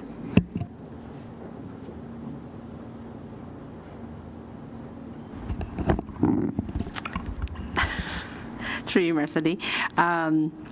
As it was Councillor McDonald's motion to put on the table, if Councillor McDonald would like to clarify what motion he would like to put on, even though it has been moved and seconded.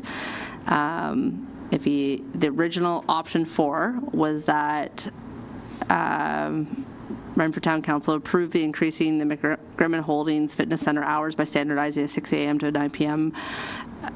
Each day of the week, with further direction to staff. But I would, for the sign, but I would recommend a secondary motion for the emergency phone and signage, ideally, because it is beyond the scope of the original option. Director Latondres. Sorry, through you, Mayor. Perhaps also could it be to bring a quote or something on the cost of installing, running the line, or seeing the options of getting a phone in there? I don't know if that... Okay, so I think what I'm hearing is we'll vote on the first original motion because it's part of this, and then a second motion would come forward for the emergency and sign and address that. So all in favor of making the hours standardized? Oh, sorry about that. Go ahead. Thank you, Mayor Sidney, and I do agree with this motion. I would just ask a favor out of staff that we have a notice go out the exact same way a notice went out when we closed the hours. I'm just asking very politely that happens. Whether it does or not, that's up to staff. Okay. Thank you. Any other questions or comments? All in favor? Opposed? It's carried. Now, secondary motion. Thank you, Mayor, through you. And I'm looking at the clerk right now. What would you like? You've heard the comments from council. How would you like to format the second motion? Through you, Mayor Sidney, and to Councillor McDonald. So the question would be, is council directing that the items be done, or are you directing a report to come back to council with the feasibility of having the items done?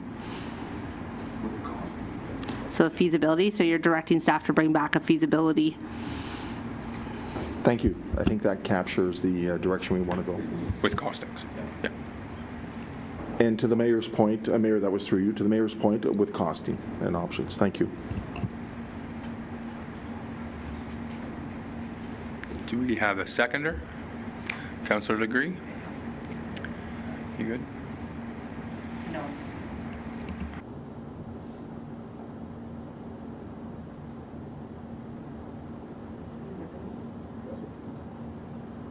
All right, it's on the floor. Councillor Andrew Dick? Thank you, Mayor Sidney, and through you, and I understand the reasoning of getting a phone in there. Sometimes I do actually go up there and work out or use the treadmill, and I'll just be honest, everybody that's in there has their cell phone. Every single person has their cell phone because they have their AirPods in. We're going to vote on this. We're going to debate it. I'm just going to say, it's time, resources from our staff. There's going to be a cost to it. I hear where you guys, Councillor Legree and Councillor McDonald, are coming from. However, I just think in this day and age, everybody has a phone up there. So, any other questions or comments? Councillor McWhorter? You, Mayor. I agree with Councillor Dick. Andrew Dick. Everybody has a phone, but the one time that they didn't, and we didn't offer the opportunity of phoning, I think it becomes more, for me, it becomes more of a liability issue that option wasn't there. Or say someone's phone died and they could have phoned if we had that option. I think I'd sooner explore that. I agree again with Councillor Dick. I don't like to spend the extra money, but when it comes to liability issues for the town and safety of the residents, I'd sooner explore the option of putting a phone in for that very reason. Any other questions or comments? Not that I want to give more work to this stuff, but I agree with Councillor McWhirter because I've had this debate on camera. I think we need to do our due diligence on that one, but that's just my opinion. So, any more questions or comments? Oh, sorry. Through you, Mayor Cindy, just so I make sure I captured this motion correctly, just because we've been doing it a bit on the fly, is that Committee of the Whole recommends that Renfrew Town Council direct staff to bring forward a feasibility report on the cost of installing an emergency phone and signage within the McGrimmon Holden Fitness Center. Good. Okay. Any more discussion? All in favor? That's carried. Thank you, Council. Moving on to E.2.1, that the Committee of the Whole recommends that Renfrew Town Council approve $40,000 for engineering services related to the environmental and hazardous material updates, design updates, and tendering for the demolition of the old wastewater treatment plant and fund the increase from sewer reserves. Mover, please. Revimo, seconded by Councillor McDonald. Director Withers, are you here?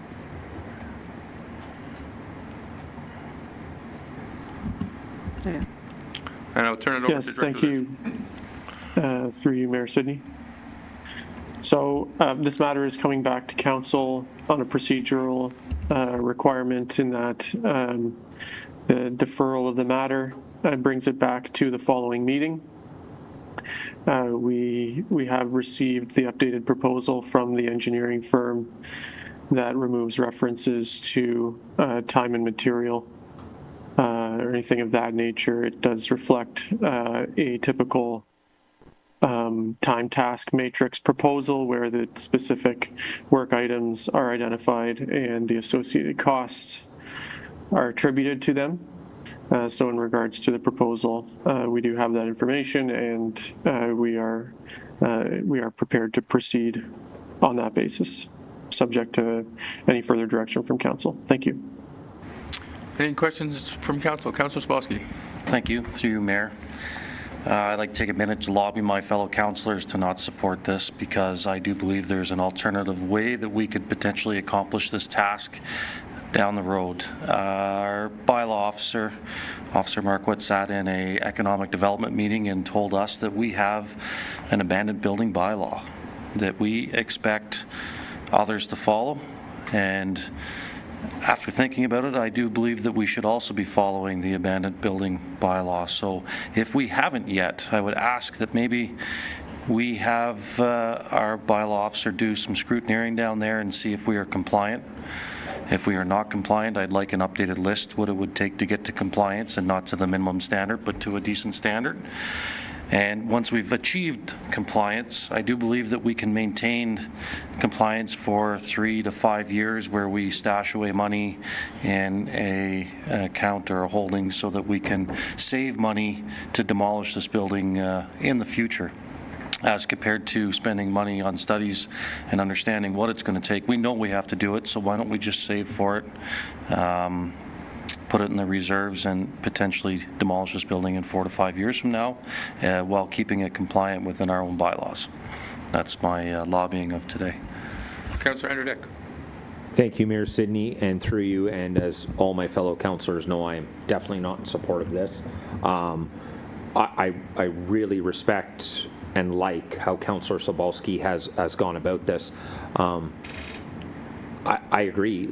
It's sad that this council, it got thrown on this council, and it just did. That's the way it went, and I would rather not react and plan for this. And I like Councillor Sobolski's idea of, we know it's got to be removed, so let's start stashing away. And I want to use the example of Director Bishop's gentleman that came and talked, and he showed a light at the end of the tunnel by saying, if we did this, this is where you're going to be.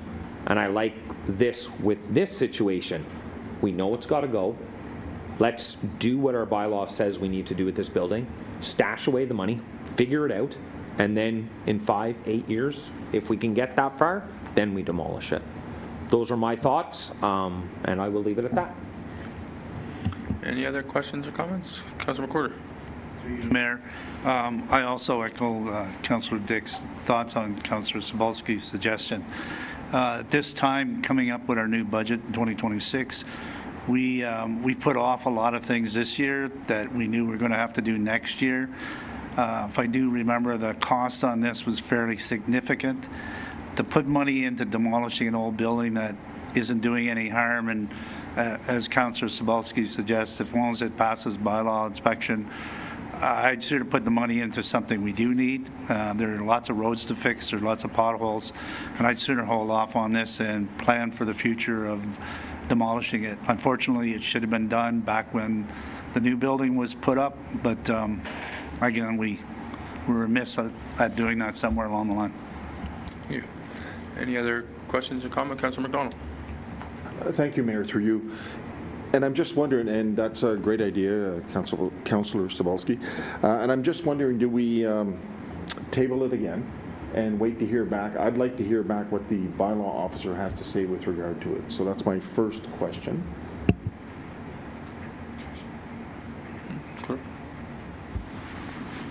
Clerk. Through you, Mayor Sydney. If council wishes to defer the item again, they can if they're providing direction to staff. So bylaw to specifically review in accordance with the town's, and forgive me, I need to look up that bylaw, then that would be a direction by council or committee of the whole at this point. Councilor McDonald. Thank you, Mayor, to you and whoever wants to answer it. I think with the conversation we had at the last council meeting, there was some talk about a legal opinion. I know I brought it up, and I was curious when I was reading through this file, why is there no legal opinion with regard to the feedback? And so I'd like an answer to that, I guess. CAO. So through you, Mayor, the legal opinion was mentioned at the last meeting, but because it was not the motion on the table was not actually amended to include getting a legal opinion, there was no actual direction for the staff to be able to proceed with a legal opinion. So if that is the will of council, then we would need to have a motion to actually amend this to also obtain a legal opinion. And have council vote on that, and then depending on how that votes, then we would be able to proceed accordingly.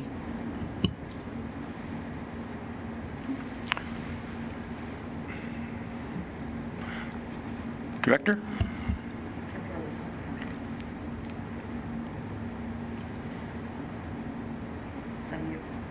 Thank you, through you, Mayor Sydney. So just based on the discussion in regards to the building condition and in regards to the property standards bylaw, my gut feeling is that it is going to be incredibly expensive to bring this building up to a compliant standard in regards to functional plumbing systems, bathroom and laundry facilities, doors, windows, and security, things of that nature. We would need to undertake, in all likelihood, a building condition assessment in terms of structural integrity, the roof system. There would be significant costs associated with that, which we can certainly undertake with appropriate budget. Maybe if council's intent is to simply secure the building until a future time, that it's appropriate to proceed with demolition. There may be some consideration for securing the building as opposed to bringing it up to what would be a property standards requirement for a typical building, which this is not. This is very different from a property that we would typically apply the property standards bylaw to, and So I just want to provide that information, and but perhaps we could start with, if it's a property standards matter we want to start with, then we can, the bylaw enforcement officer can come forward with a list, and then we can go from there.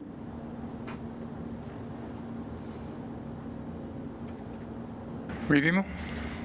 Thank you for trying to clarify, Director Withers. I think from my oversimplification, I was looking at how do we either block off some of the bigger entrances, secure a smaller entrance so that if we have to go into the building, we can use it, but block off the larger ones, whether with a cement block wall or 2x4s reinforced, and then some kind of fencing around it. And I'm sure Councillor Cebulski, with his experiences, has probably a better reading on it than myself, but thank you for trying to clarify it. Councillor Cebulski? Yeah, thank you. Through you, Mayor, and to the Reeve for jumping in there. My expectations, Director Withers, are not property standards. I do believe that there is a abandoned building bylaw. Actually, I know there's an abandoned building bylaw that we expect others to maintain, and I do not believe that equates a functional roof and plumbing and particular functioning items within the facility. So I'm more or less to the words of Revimo. Let's make it safe. Let's make it secure. If we have to, monthly drive-throughs or check-ins to make sure that there's no one trying to inhabit the building, i.e. people trying to live in it. Just make sure that everyone's staying outside. We can save some money, and demolition can happen once we're in a position that we can afford it to pull the trigger at a certain time.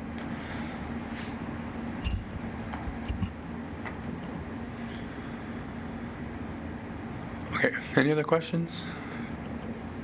Councillor McDonald. Thank you, Mayor, through you. And I'll throw this out to the floor. Is there any need in terms of a legal opinion? I just think it's part of due diligence for proper decision making for our council. And because to your point, Councillor Cebulski, I love the idea of a 3 to 5 year plan. But maybe with a legal opinion that we might have to deal with things sooner. So that's where I'm coming from, but I'll leave it up to the floor to decide. The only other comment I have to do, you mentioned a monthly site check. I'd be more comfortable with a weekly, bi-weekly. It seems to be a bit more routine for us to go down there, and perhaps we can have, for town liability issues, recorded and through bylaw officer as he makes his rounds. So just something to think about in terms of liability issues. Thank you. Revimo? I agree. I think that's very necessary to have a legal opinion and maybe even a conversation with our insurance company. But I think we need a nice thick file on this if we're going to hold the building for 3 to 5 years. Any other questions? Clerk? Through you, Mayor Cindy. I guess my question to council is, there is a motion on the floor to accept the recommendation. Council can choose to do it with that as they will. If they want to call the vote and vote on it, if they want to defer it based on obtaining a legal opinion, if they want to defer it to direct staff to assess the property based on town's policies on property standards and abandoned building. So I guess, again, my question to council is, what do you want to do with? Respectfully, through your worship, could we defer this until probably the last meeting in August, and that will give staff time to get a legal opinion, speak with bylaw, and then third, interact with our insurance company. So, defer with direction.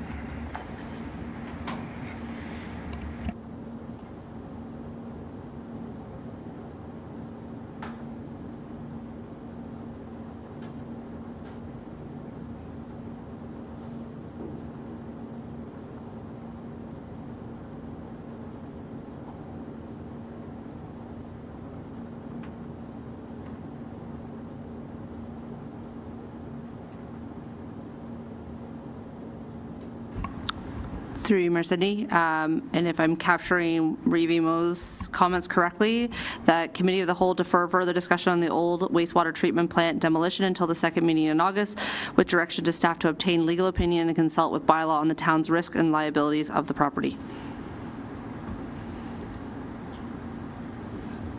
And if I might, there was a suggestion of our insurance company as well.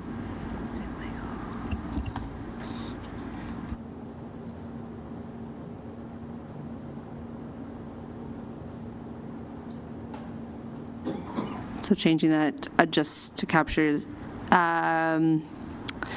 defer further discussion on the old wastewater treatment plant demolition until the second meeting in August, with direction to staff to obtain a legal opinion and consult with bylaw and insurance on the town's risk and liabilities of the property. Thank you.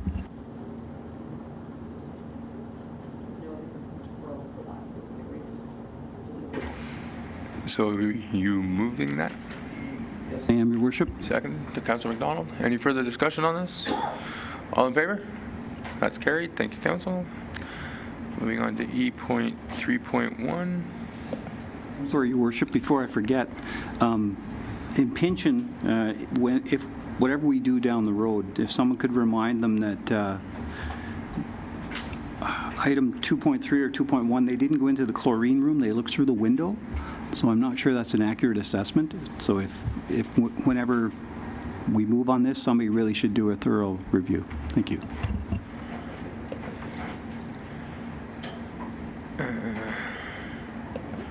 E.3.1, that the Committee of the Whole recommend that Renfrew Town Council award through the sole source method for the water meter replacement project to Neptune Technology Group. Mover, please.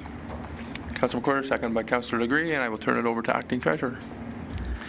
Thank you, Mr. Mayor. Through you to Council. So staff received a notice of intention to negotiate with Neptune Technologies regarding the water meter replacement project that was approved as part of the 2025 capital budget. Because of the proposed cost of this project, staff are looking for direction to proceed with the project. There will be a future report brought back to Council to enter into an agreement with Neptune Technologies by a formal bylaw with the project specifics set out. This project was approved as part of the 2025 budget and it is to be funded through water and sewer reserves. Some highlights of the report.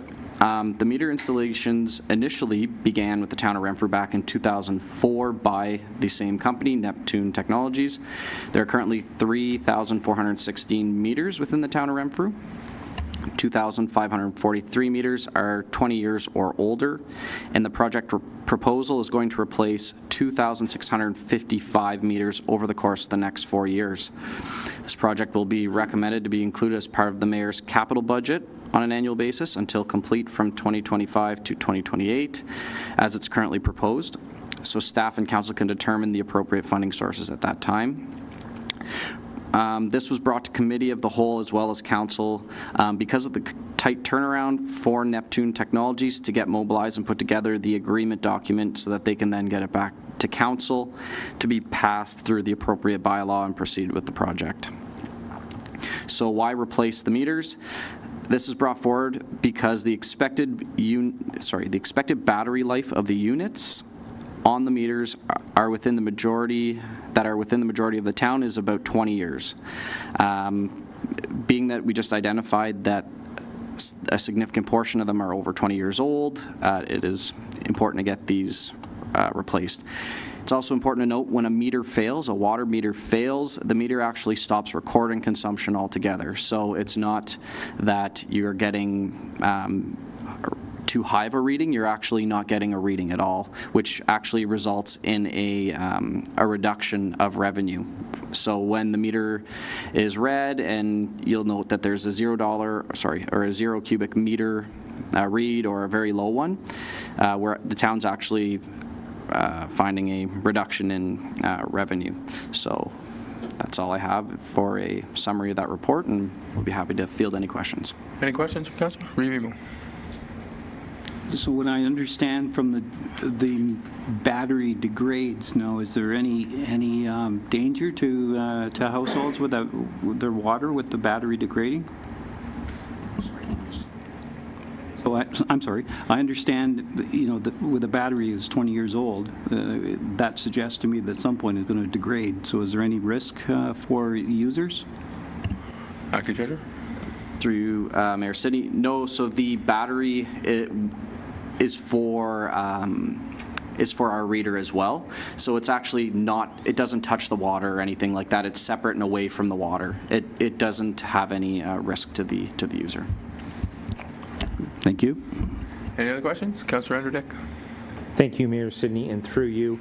So just to confirm, this project's going to cost $900,000 in total over... Acting Treasurer? Yes, through you. No, it would be $450,000 a year for 4 years. So $1.8 million over the course of 4 years. Okay, thank you. Follow-up, Mayor Sidney. Yeah. So in 2022, we replaced 40 water meters. Who replaced those meters? Through Mr. Mayor, town staff replaced those. Okay. I'm just trying to. So it's going to cost the taxpayers $1.8 million. What's the ROI on this project?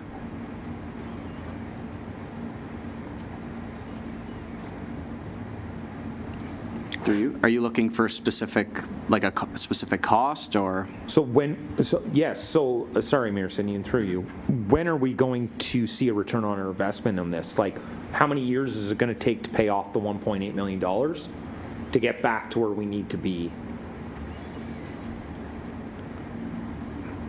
That's a fair question. We could do a fulsome analysis. I know Neptune Technologies, when they did part of their proposal, did actually lay out a return on investment. I don't have that in front of me right now, but I do apologize, Mayor Sidney, to the acting treasurer. That's a tough question to answer tonight, and I wasn't expecting to ask that, and I do apologize. Yeah. I have no problem, though. I'm sure I can get that information. We can put something together and bring that back for council. That's no problem. So, Mayor Sidney, my only issue is it, I know they need to be replaced. I get that. They have to be replaced. But is it really worth $1.8 million, or is it worth paying to pull a staff out of Public Works? I don't know the ins and outs of Public Works, but is it worth taking someone out of Public Works and maybe, I don't know, 2 days a week, replace 20 a day? I just know, and the only reason I'm saying this to everybody in the room is I had a gentleman call me from the town 2 years ago. I need to replace one of your water meters. Can you let me into the building? I let him into the building, literally took 2 minutes. He walked in, unscrewed the first one, put the new one on, and he was gone. 2 minutes. All in all, he was in the building 5 minutes. So, not a construction guy, I'm not a engineer, just want to know, is it really worth $1.8 million? CAO?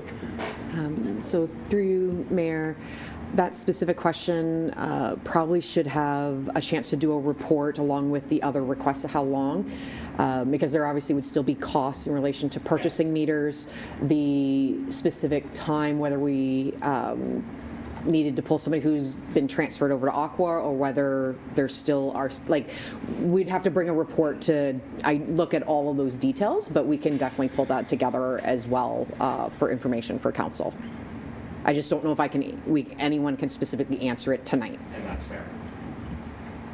Councillor Zabolski. Thank you. Through you, Mayor, and I guess the question that Councillor Anderdick's trying to get at is, do the water meters cost $1.6 million and only, or whatever the number is, are they 80% or 90% of the cost and only 10% labor, or are these things 40% the cost and 60% labor, and we can hire someone for a year, train them for $100,000 hypothetically to install them, as compared to giving a corporation endless money, is kind of what Councillor Anderdick's getting at.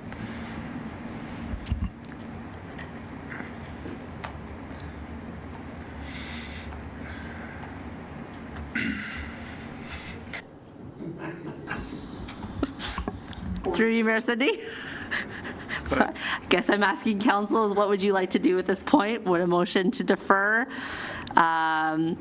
Based on discussion, I would say that Committee of the Whole defer further discussion on the water meter replacement project until a full cost analysis could be conducted and reported back on. That would come back on August 12th, next meeting, unless otherwise specified. Councillor Anderdick? Thank you, Mayor Sidney, and thank you, Clerk Aird, for putting that motion together. And I think it's very important to everything CAO Raybone said and Councillor Sobalski said. Like it's that stuff's important to me to make a decision on this. Thank you very much. Through you, Mayor Sidney. So to clarify, are you putting that motion? Are you moving that motion? Mayor Sidney, yes, I was. I apologize. Yeah. Do we have And just to clarify, is reporting back on August the 12th appropriate? Okay. Is that enough time for staff? It is summer. If it's, sorry, Mayor Sidney, if it's not enough time for staff, I'm like another 2 weeks or 4 weeks. I guess. First meeting in September? Yeah. I don't think you're doing your budget until.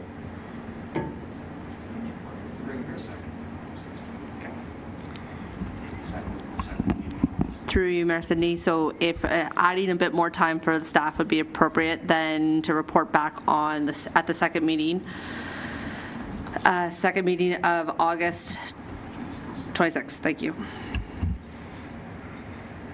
Good. All right, you good with that?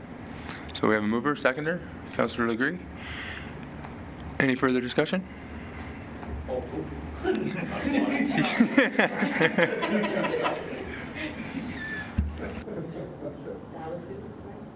Discussion? If it could be added as a friendly amendment, could we also get some kind of an analysis of what it's going to cost us to do nothing in terms of lost revenue? Because we did hear that sometimes they don't function. So if there's any kind of predictive model, thanks. Acting Treasurer? Yeah, there is actually, that's what I was kind of referring to in that Neptune proposal. There is actually a model for what they've seen in their experience as well as far as lost revenue as meters start to age. So we can pull that data and provide that in the report. Clerk? Through you, Mayor Sidney. Might I suggest that rather than a friendly amendment, which we all know I love, that as part of our due diligence as staff, when we report back, we always provide council with a number of options. And typically within those options, there is often an option of do nothing. And this is the result. Okay. Councillor McCorder? Your Worship, I'm happy with that. Okay. Councillor McCorder? Through you, Mayor. Just another option that might come up, depending on whether this can be deferred for another year. So in 2027, we have a fairly large debenture coming back off the books for water for the pollution plant. So rather than raise taxes, if you put it off for a couple of years and you did go with the 450, there's a few $100,000 there that would offset that if that's the case we had to do. So just another option. Councillor McDonald? Thank you, Mayor. Through you to Councillor McWhirter's point, maybe until that time, repair as needed, if that's another option that we can look at. Any more discussion, Councillor Legree? Through you, Mayor Sidney, and I don't think this matters because we've installed 40 already, but if we install them ourselves, it doesn't void warranty or anything like that, just maybe something to check if we haven't already, but assuming it's okay. Thanks. All right. Any further discussion on the motion? Any changes? All in favor? Carried. Thank you. Moving on to E.5.1. That the Committee of the Whole recommends that Renfrew Town Council authorize staff to proceed with the award of construction of the Stevenson Crescent reconstruction project to McRae Excavating Limited in the amount of $290,804, excluding HST. Mover, please. Councillor Legree, seconded by Reeve Emo, and I will turn it over to Director Bishop. Thank you, and through you, Mayor, to all of Council. So Stevenson Crescent was identified as being in poor condition. A few years ago, this project was proposed in our capital forecast for 2024 for design and construction. So last year we had this project approved in our capital budget for design and construction, and at a time late in the summer last year, it was determined that we were a little too behind on the construction season and decided to defer to 2025 for construction. So Stevenson Crescent was identified as an asphalt rehabilitation project due to the underground work being in fair condition and the asphalt surface itself being in poor condition. So the design of this project was awarded to Parsons Corporation early in 2024, and they did a lot of underground investigation for CCTV throughout the street and proposed a design for asphalt rehabilitation as well as asphalt gutters to improve some drainage problems down on that street. So this project was released to tender on June 6th. It closed on June 26th. 5 contractors picked up the tender and 5 bids were received. We had BR Fulton Construction, Bonshire Excavating Inc., Thomas Cavanaugh Construction Limited, McCrae Excavating Limited, and JWK Contracting. We reviewed all of the bids and sent the results to our design engineers, who had no problems with any of the submissions, and there were no concerns with our low bidder of McCrae Excavating. So I'm recommending that we award to, or that council award to McCrae Excavating Inc., or Limited, sorry, at this time at the same meeting, because then we can take advantage of our construction season, start right away, and get Stevenson Crescent complete before school starts in September. Thank you. Any questions? Hearing none. All in favor? Carried. Thank you, Council. Moving on to E.7.1. That the Committee of the Whole receive the 2026 Budget Plans Report as information. Mover, please. Councillor Gray, second by Councillor McDonald, and I'll turn it over to CA. Hi, thank you, Mayor, through Council. So this report is coming to respond to a notice of motion that was from, and a resolution passed at the March 11th, 2025 meeting to be able to set out a plan for 2026 budget earlier than how we process the 2025 budget. Since that motion on May 1st, the new section of the Municipal Act applied to us in regards to the strong mayor authorities, which kind of changed how budget was to look. So myself and the town clerk did meet with the mayor on June 19th to discuss his plans and the desired process for the 2026 budget. And through that, he has indicated that he will be issuing a mayoral decision and a mayoral directive. The decision would be to establish a budget committee of council, which would consist of all of council. With right now, the discussion of that was that committee would have 45 days from the date in which it was they received the draft budget from staff in order to make amendments and everything to provide it to the mayor for consideration. So this process will allow it to feel very similar to how it's been in prior years. And then once the mayor would declare a budget, you would still have council's amendment period time, which sits at 30 days unless you pass a motion otherwise to reduce it. So I put in a couple of sample timelines of what that could potentially look like. Obviously, this would be dependent on the actual final directive and decision that will be issued. But assuming staff would have a draft budget prepared for the committee by October 1st, there would be from October 1st to November 17th for the committee to meet, make recommendations, adjust, make suggestions, change items that the staff have submitted. That would then be given to the mayor. Let's say within 2 days, makes no changes and issues that as and declares it formally the mayor's budget on November 19th. December 19th would be the last day for council to make amendments. December 29th would be the last day for the mayor to veto any, and then January 13th would be the last day for any overrides of any vetoes, assuming there are any.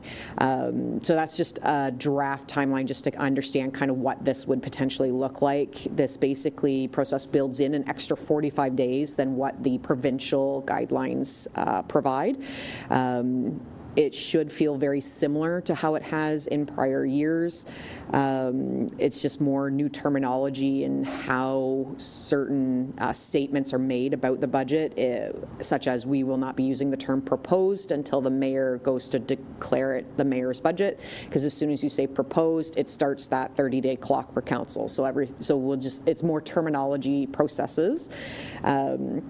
With the directive, the mayor has indicated it will include directions to the staff to be providing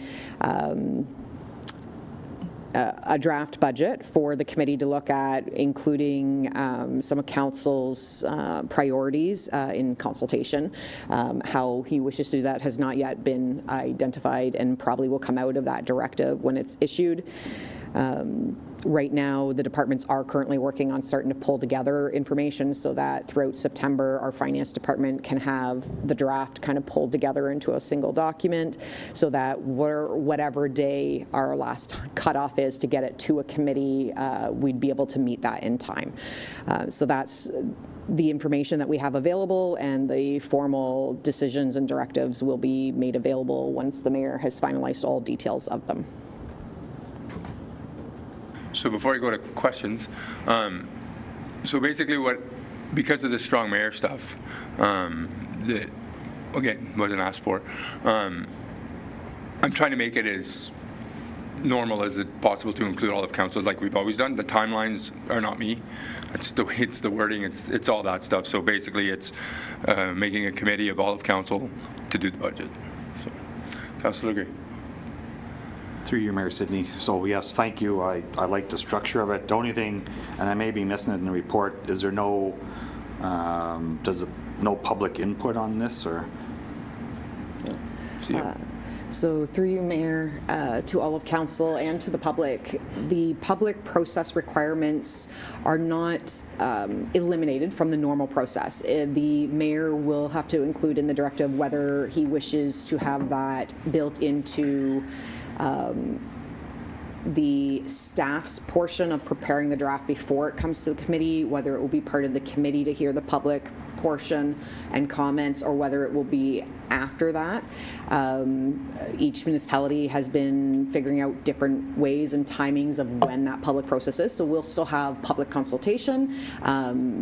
It just timing of how that will play out, it will have to be established in those directives and decisions. So it could be part of the committee, or it could be part of the staff's time period of preparing it before it comes to committee, or it could be during your amendment period after committee has already prepared and spent 45 days on the budget and making amendments, and then still have 30 more days for potential more amendments once the mayor has declared it the mayor's budget. So that the exact timing of that has not been established, but it does not eliminate our need for public consultation. Okay, I just wanted to make sure that's an important piece because it's taxpayers' money. So perfect, thank you. Yep. Any other questions? All in favor? That's carried. E.8, that Renfrew Town Council rise from committee of the whole. Mover, please. Councillor McDonald, second by Councillor Andrew Dick. Any questions? All in favor? We are out of committee of the whole. Want to take a 5-minute recess?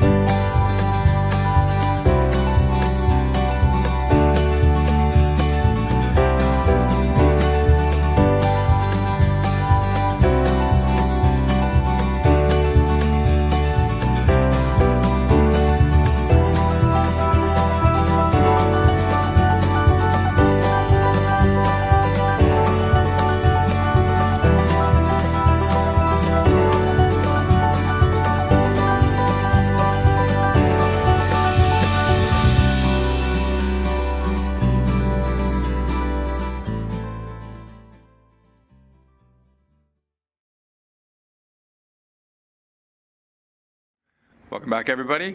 Moving on to external boards, committees, and county reports. Renfrew County Council summary, June 12th and 25th, 2025. Reeve Emo.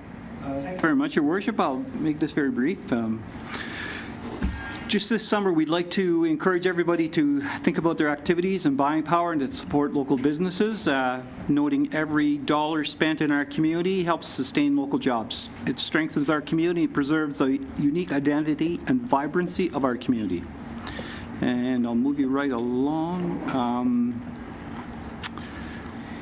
There was a Agriculture Economic Development Committee report. It's on your, it's got an interesting link. It talks about how much each product is worth in Ontario and in Canada and in our community.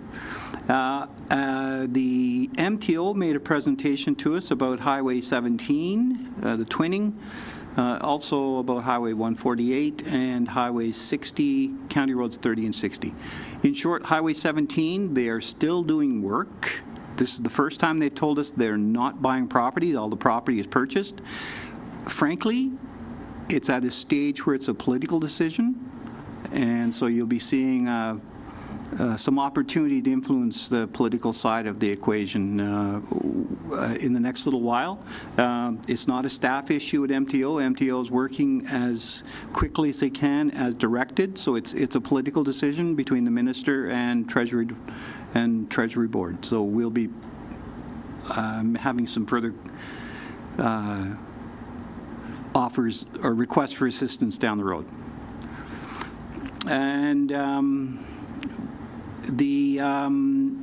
we took a 3-year term on the warming cooling center that we'd opened this year because we've rolled it into our Mesa Heart Hub combination.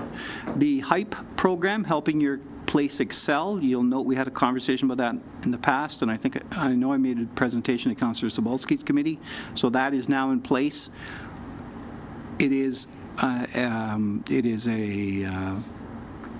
improvement opportunity. You can apply for a grant for your property or to start a new program. However, it will not be done without the full involvement of the local municipality, so they will in fact act as the agent for the County of Renfrew. We have no desire to Bigfoot our local partners. The paramedic base, the Pembroke paramedic base is very small, and Pembroke Regional Hospital has said they want it back. They've been renting to us for a number of years. They've been quite gracious. We bought a property on Boundary Road. It's a former strip mall. We're turning it into a massive base, about 15,000 square feet or more for our Pembroke operation. One of the struggles we have is that the paramedic rules through the Ministry of Health is that all equipment has to be put inside. So you can't have even trailers sitting outside. So all of a sudden we've been building a lot of garages lately, but we definitely need it. It's going to house a lot of our VTAC and also some of our day clinics there. We've also contracted the building of a new paramedic base in Whitewater region. It'll be the corner of Mindview Road and Forster's Fall Roads. Over the years, we've had significant number of calls from that area, and as such, the paramedics have had to sit on the side of the road, because we scheduled them there based on call volume, and now we're moving to a base. Again, it'll house some VTAC suites as well. There were 13 applications received to fill the 7 spots for the summer company program, and you'll see the names and the people listed there. It's a super program. I can never say enough about it. There was a change in the regulation of operation of off-road vehicles on County of Renfrew roads. Most of those were in the Petawawa area. The town of Petawawa has changed their stance, and you'll see the number of streets that have opened up. And then there's just a series of construction announcements. And you'll note we're very, at the bottom of page 4, the Heart Hub applications, we're hiring and assigning a staff as quickly as possible. It's a 45-bed unit. 10 to 12 beds will be detox beds. 20 beds will be short-term, up to 6 months, and then the further 15 to 20 beds will be for a period of up to 2 years, where it stabilizes the person and gets them out into the community. One of the struggles for us is that the ministry hasn't executed the transfer payment agreement. The rules keep changing. We've been spending a lot of money out of reserve, so we're trying to recoup that, and that's taken some time as we negotiate that. The other line is the 2024 Renfrew County Housing Corporation Annual Report. You can take a look at that. It talks about our waiting list. It talks about our units needing repair, and it talks about some of our future plans. Very proud to note there's an extra 255 child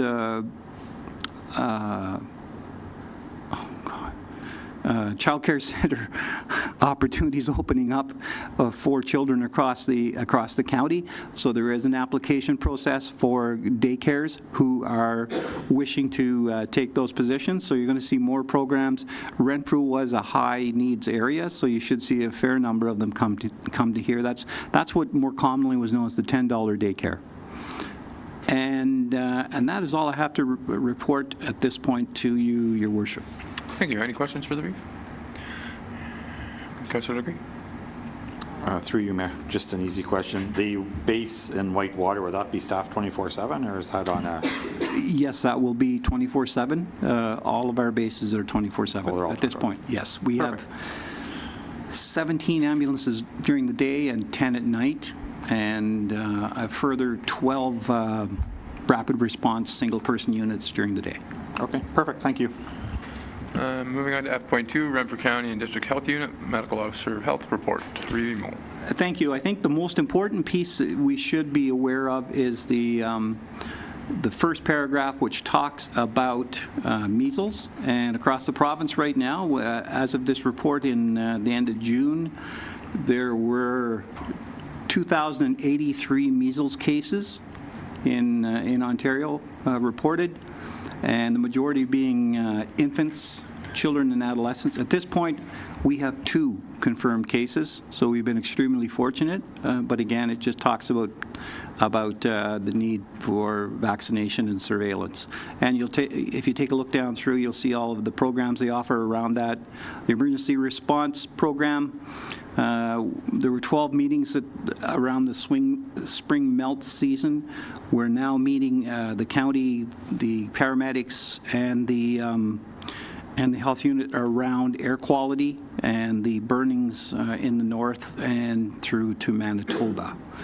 And with that, the Renfrew County and District Drug Strategy, it's on the website, and there will be some more information generated from that. We have fared better. As you'll note, that we started with 41 deaths, suspected deaths in 2023.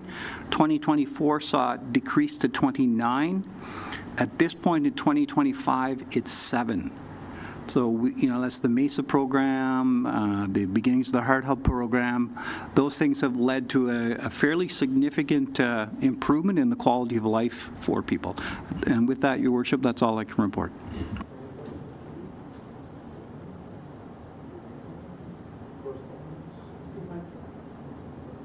Any questions for the brief? Hearing none. Moving on. Items for consideration and support. There's nothing. Correspondence items for information. Any questions on those 2 things? Any clarifications? Moving on to confirmation of minutes. The Renfrew Town Council confirmed the minutes of the regular and special meetings of council dated June 24th, 2025, and the closed meeting minutes of June 24th, 2025, understanding that they remain confidential. Mover, please. Councillor McDonald, second by Councillor Legre. Any questions? All in favor? Carried. Thank you, Council. Matters arising from Committee of the Whole.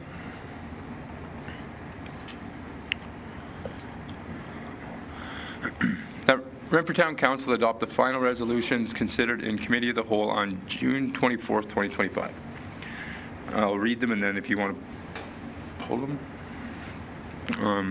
One, that Renfrew Town Council directs staff to obtain a quote for consideration by the mayor for the 2026 capital budget to develop a concept plan for the McDougall Mill Museum, waiting to address larger items from the 2017 building assessment report. Off until possible, concepts can be reviewed, but continuing to address smaller items as the operational budget allows. 2, the Renfrew Town Council approved the recommended amendments to the Town of Renfrew's grants to community partners policy, and further that the appropriate bylaw be brought forward for adoption. 3, that Renfrew Town Council approve a Town of Renfrew refund and cancellation policy, and further that the appropriate bylaw be brought forth for adoption.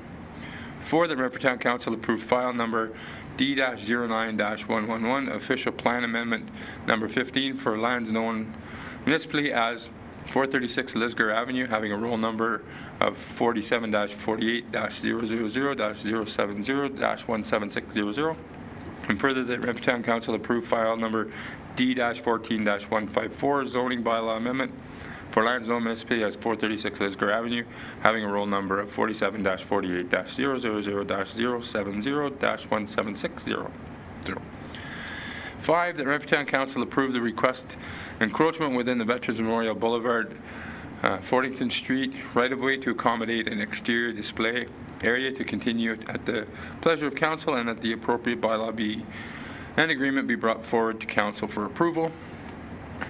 6, the Renfrew Town Council approved the Memorandum of Understanding, MOU, between the Town of Renfrew and the County of Renfrew regarding the Bonisher Manor modular housing development, and authorized the mayor and clerk to execute the agreement. 7, the Renfrew Town Council agreed to maintain the same level of service non-eligible properties currently receive, and direct staff to investigate the potential for collaboration with neighboring municipalities on joint procurement or curbside collection, and further that the staff be directed to move forward with a sole source procurement process. 8, the Renfrew Town Council approved the 2024 development charges report. 9 has been stroked out. 10, that Renfrew Town Council approved the recommended changes to the municipal complaint policy and direct staff to bring forward the appropriate bylaw for adoption. 11, that Renfrew Town Council approved the commemorative naming of Renfrew Tennis Courts 2 and 3 as the Gary Irving Court and the Robert Peltier Court, respectively, and the staff be directed to proceed with the purchase and installation of appropriate signage and to initiate any necessary documentation or activities to formalize the commemorative naming. And 12, the Renfrew Town Council adopt a social media policy, and that the corresponding bylaw be brought forward for adoption. Any of those want to be done individually? We're all good? All in favor? Mover. Councilor McDonald, second by Councilor Degree. Any discussion? Yeah. Through you, Mayor Sidney, and just for the public watching as well as council, as Mayor Sidney did note, there was an item that was on the agenda that has been stroked out, which is number 9. And the reason why that was stroked out is, in fact, Renfrew Town Council did address and endorse that asset management plan at the last meeting, so that just accidentally got added on, so that's why it's been stroked off, but council had again endorsed it at the June 24th meeting. Any questions or comments? All in favor? Carried. Thank you, council. Matter arising directly from Committee of the Whole.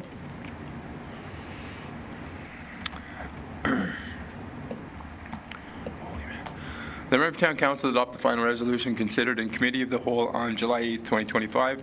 E.1.3, the Renfrew Town Council have staff bring forward a draft memorandum of understanding between Heritage Renfrew and the Town of Renfrew in order to clearly define the partnership between both entities, and further that this MOU be part of the Mayor's 2026 budget consideration. E.1.4 has been stroked out. Jumping down to, it's amended, sorry. So E.1.4, that Renfrew Town Council approved the increase in McGrimmon Holdings Fitness Center hours by standardizing at 6 a.m. to 9 p.m. each day of the week, and further that council direct staff to bring forward a feasibility report on the cost of installing an emergency phone and signage within the McGrimmon Holdings Fitness Center. And E.5.1, the Renfrew Town Council authorized staff to proceed with the award of construction of Stevenson Crescent construction project to McRae Excavating Limited in the amount of $290,800 excluding HST. Mover. Councillor McDonald, seconded by Councillor Degree. Any discussion on any of these? All in favor? Wait. Sorry again, through you, Mayor Sydney, and sorry to interrupt the vote process. However, again, just noting for the public, because it was originally on the posted agenda, based on the decisions that came out of committee, the whole items E21 and E31 were removed because both matters were deferred. Again, that was on the original posted agenda, and just noting for record. All in favor? Carried. Moving on to bylaws.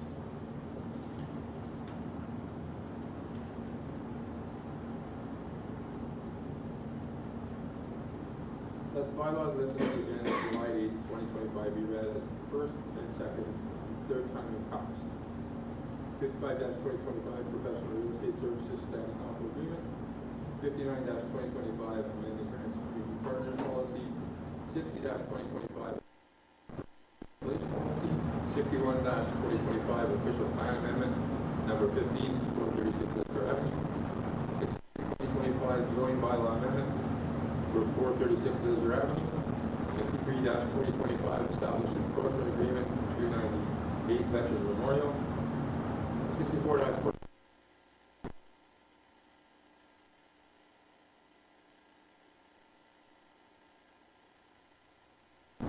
60-2025 adopt the social media policy.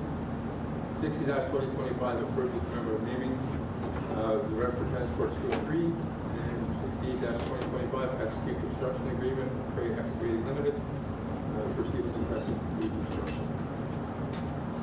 Anyone want to do these separately? You good? Any questions or comments? All in favor? Mover, sorry. Councilor McDonald, second reading. All in favor? Carried. Thank you, Council.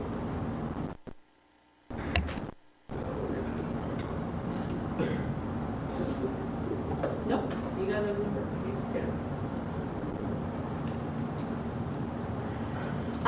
Yes. We're going to do that all over again. Michael.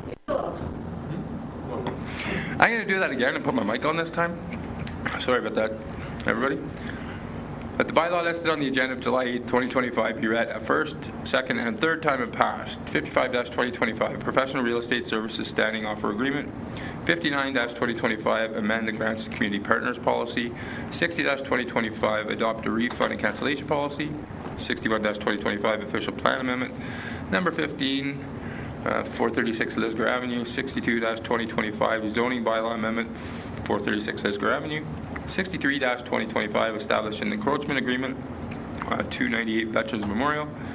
64-2025 execute construction agreement, Montreal Excavating Inc. for the Mattaway water main. 65-2025 adopt a municipal complaint policy. 66-2025 adopt a social media policy. 67-2025 approve the commemorative naming of Renfrew Tennis Courts 2 and 3, and 68-2025 execute construction agreement with McCrae Excavating Limited, Stevenson Crescent reconstruction.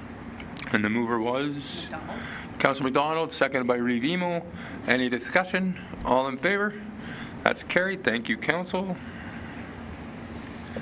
And moving on, motions of which notice has been given.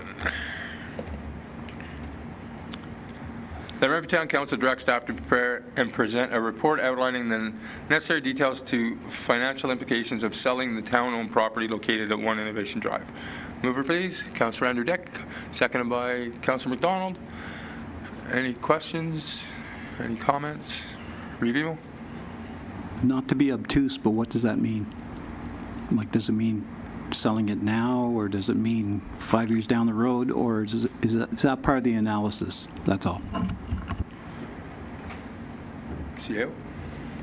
So through you, Mayor, to Council, there is a set of steps that we do have to follow per our policy for disposal of land, and so the report would detail out the various steps so that we can make sure that we're doing it all. We will need to get it appraised, we'll need to have it declared surplus, and then there's several steps that just need to happen before we can technically advertise it for sale. And so that's what the report on August 12th would then include, is per our policy, these are what we need to do for it.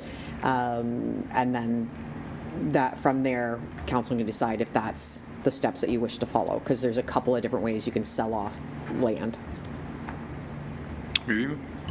Supplementary. So my impression is in reading the report this afternoon, earlier tonight from Mr. Collins, that he's in the process of putting together 2 tenders for that building. So would that be included in the, would we wait until those were available to be included in our deliberations? I'm just trying to get a sense of timeline because it might affect budget at the same time. So through you, Mayor, that would be part of the stuff that would be included in that report. There are some of those tenders that do have to keep proceeding in order to meet our lease agreements that we do have as a owner of the property for our current tenants at that structure. So some of those would need to consider any that would be impacted by selling before they're completed. That information would be included in the report. Usually getting an appraisal done, getting it declared surplus, the formal motion on the book. The motion on the book, that's the simple part. The getting the appraisal can take about a month or so, depending on how busy the local appraisers are.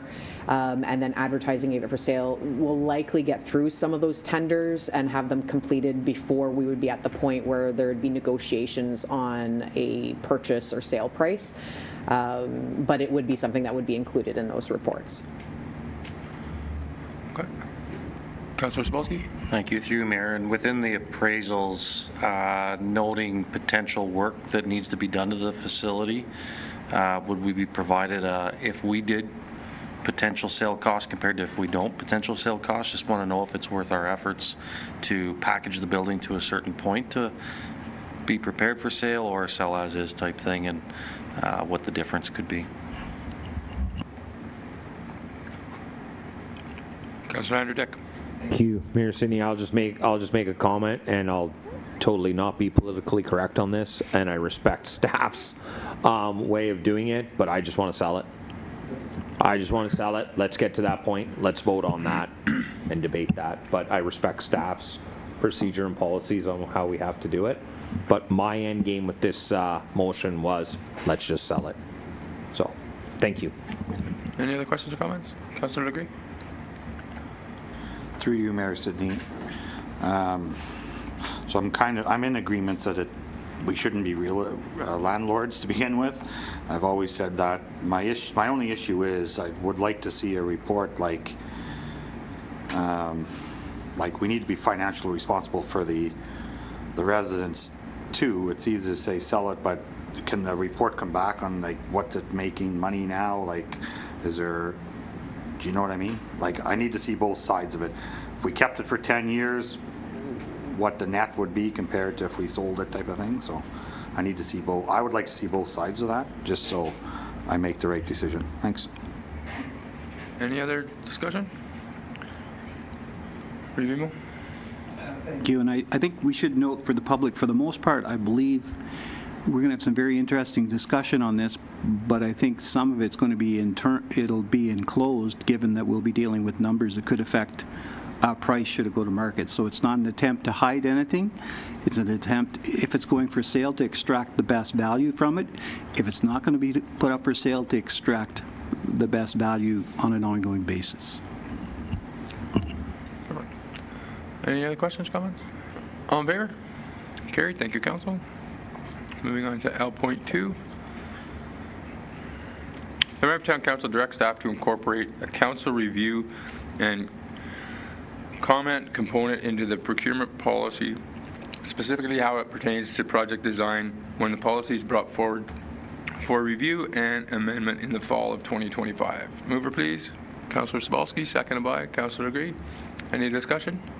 Councillor Cebulski. Thank you, Mayor Sidney. I'll just jump in. I've wanted to put this forward to have the opportunity for council to collaborate, have some input, work with staff when it comes to a design process, a design item, you know, whether it's discussing whether a sidewalk should or should not be there, how wide the sidewalk should be, the color of the sidewalk, hypothetically. I feel that we should be given an opportunity once the project gets to 75% to be shown approximately where the designers are at. We should be walked through it as council and singularly council with the most times public works, infrastructure, and engineering, but just give us an opportunity to feel that we're included in what we're trying to do for the town of Renfrew.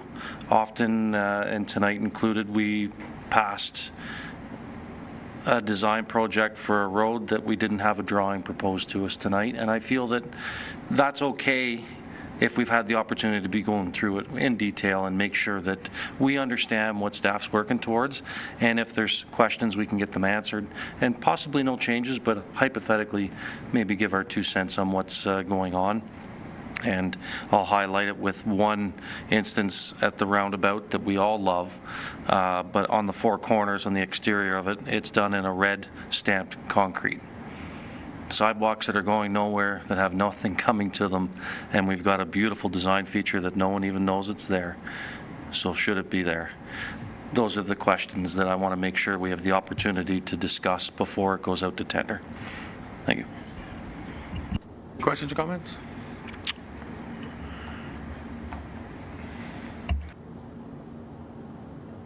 All in favor? That's carried. Thank you, Council. Moving on to L.3. The Renfrew Town Council established a working group in collaboration with the Renfrew Rotary Club for the revitalization of Knights of Columbus Park located at 704 6th Street, Renfrew, and further that staff be directed to bring forward the appropriate bylaw and establish terms of reference for council approval on or before August 26, 2025. Mover, please. Councillor Sobalski, second by Councillor Legree. Any questions? Okay.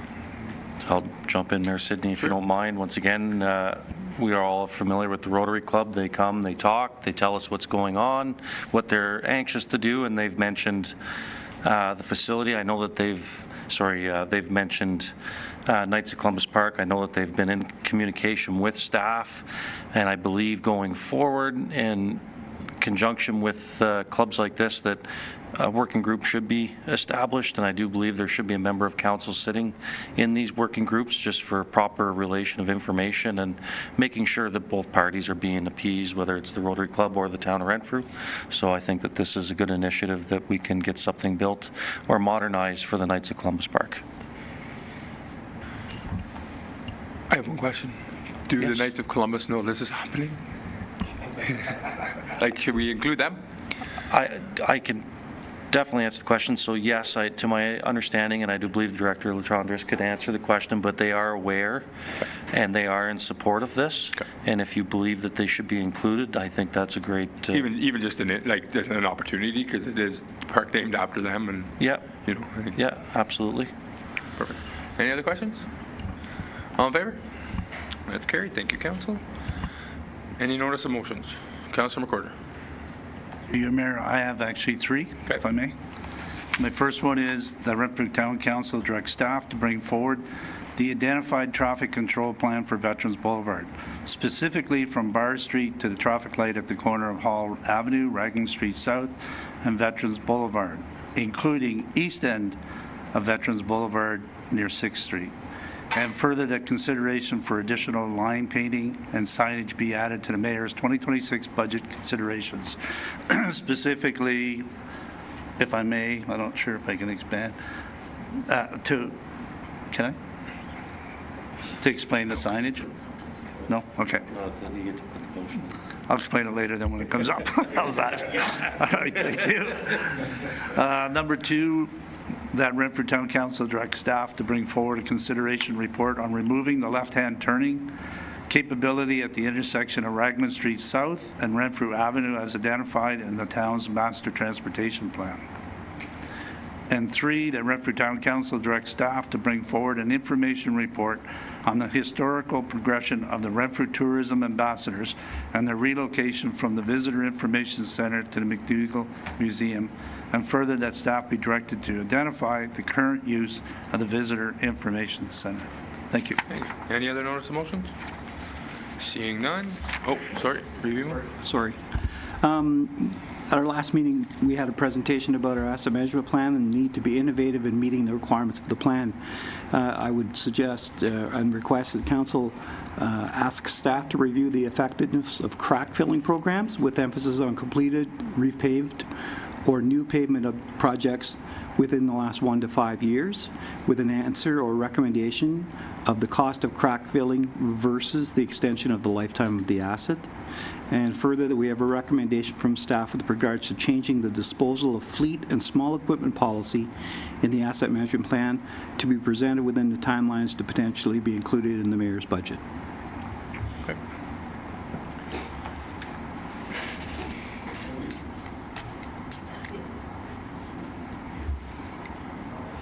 Working on it now. Any other notice of motions? All right, hearing none, moving on to the confirmatory bylaw.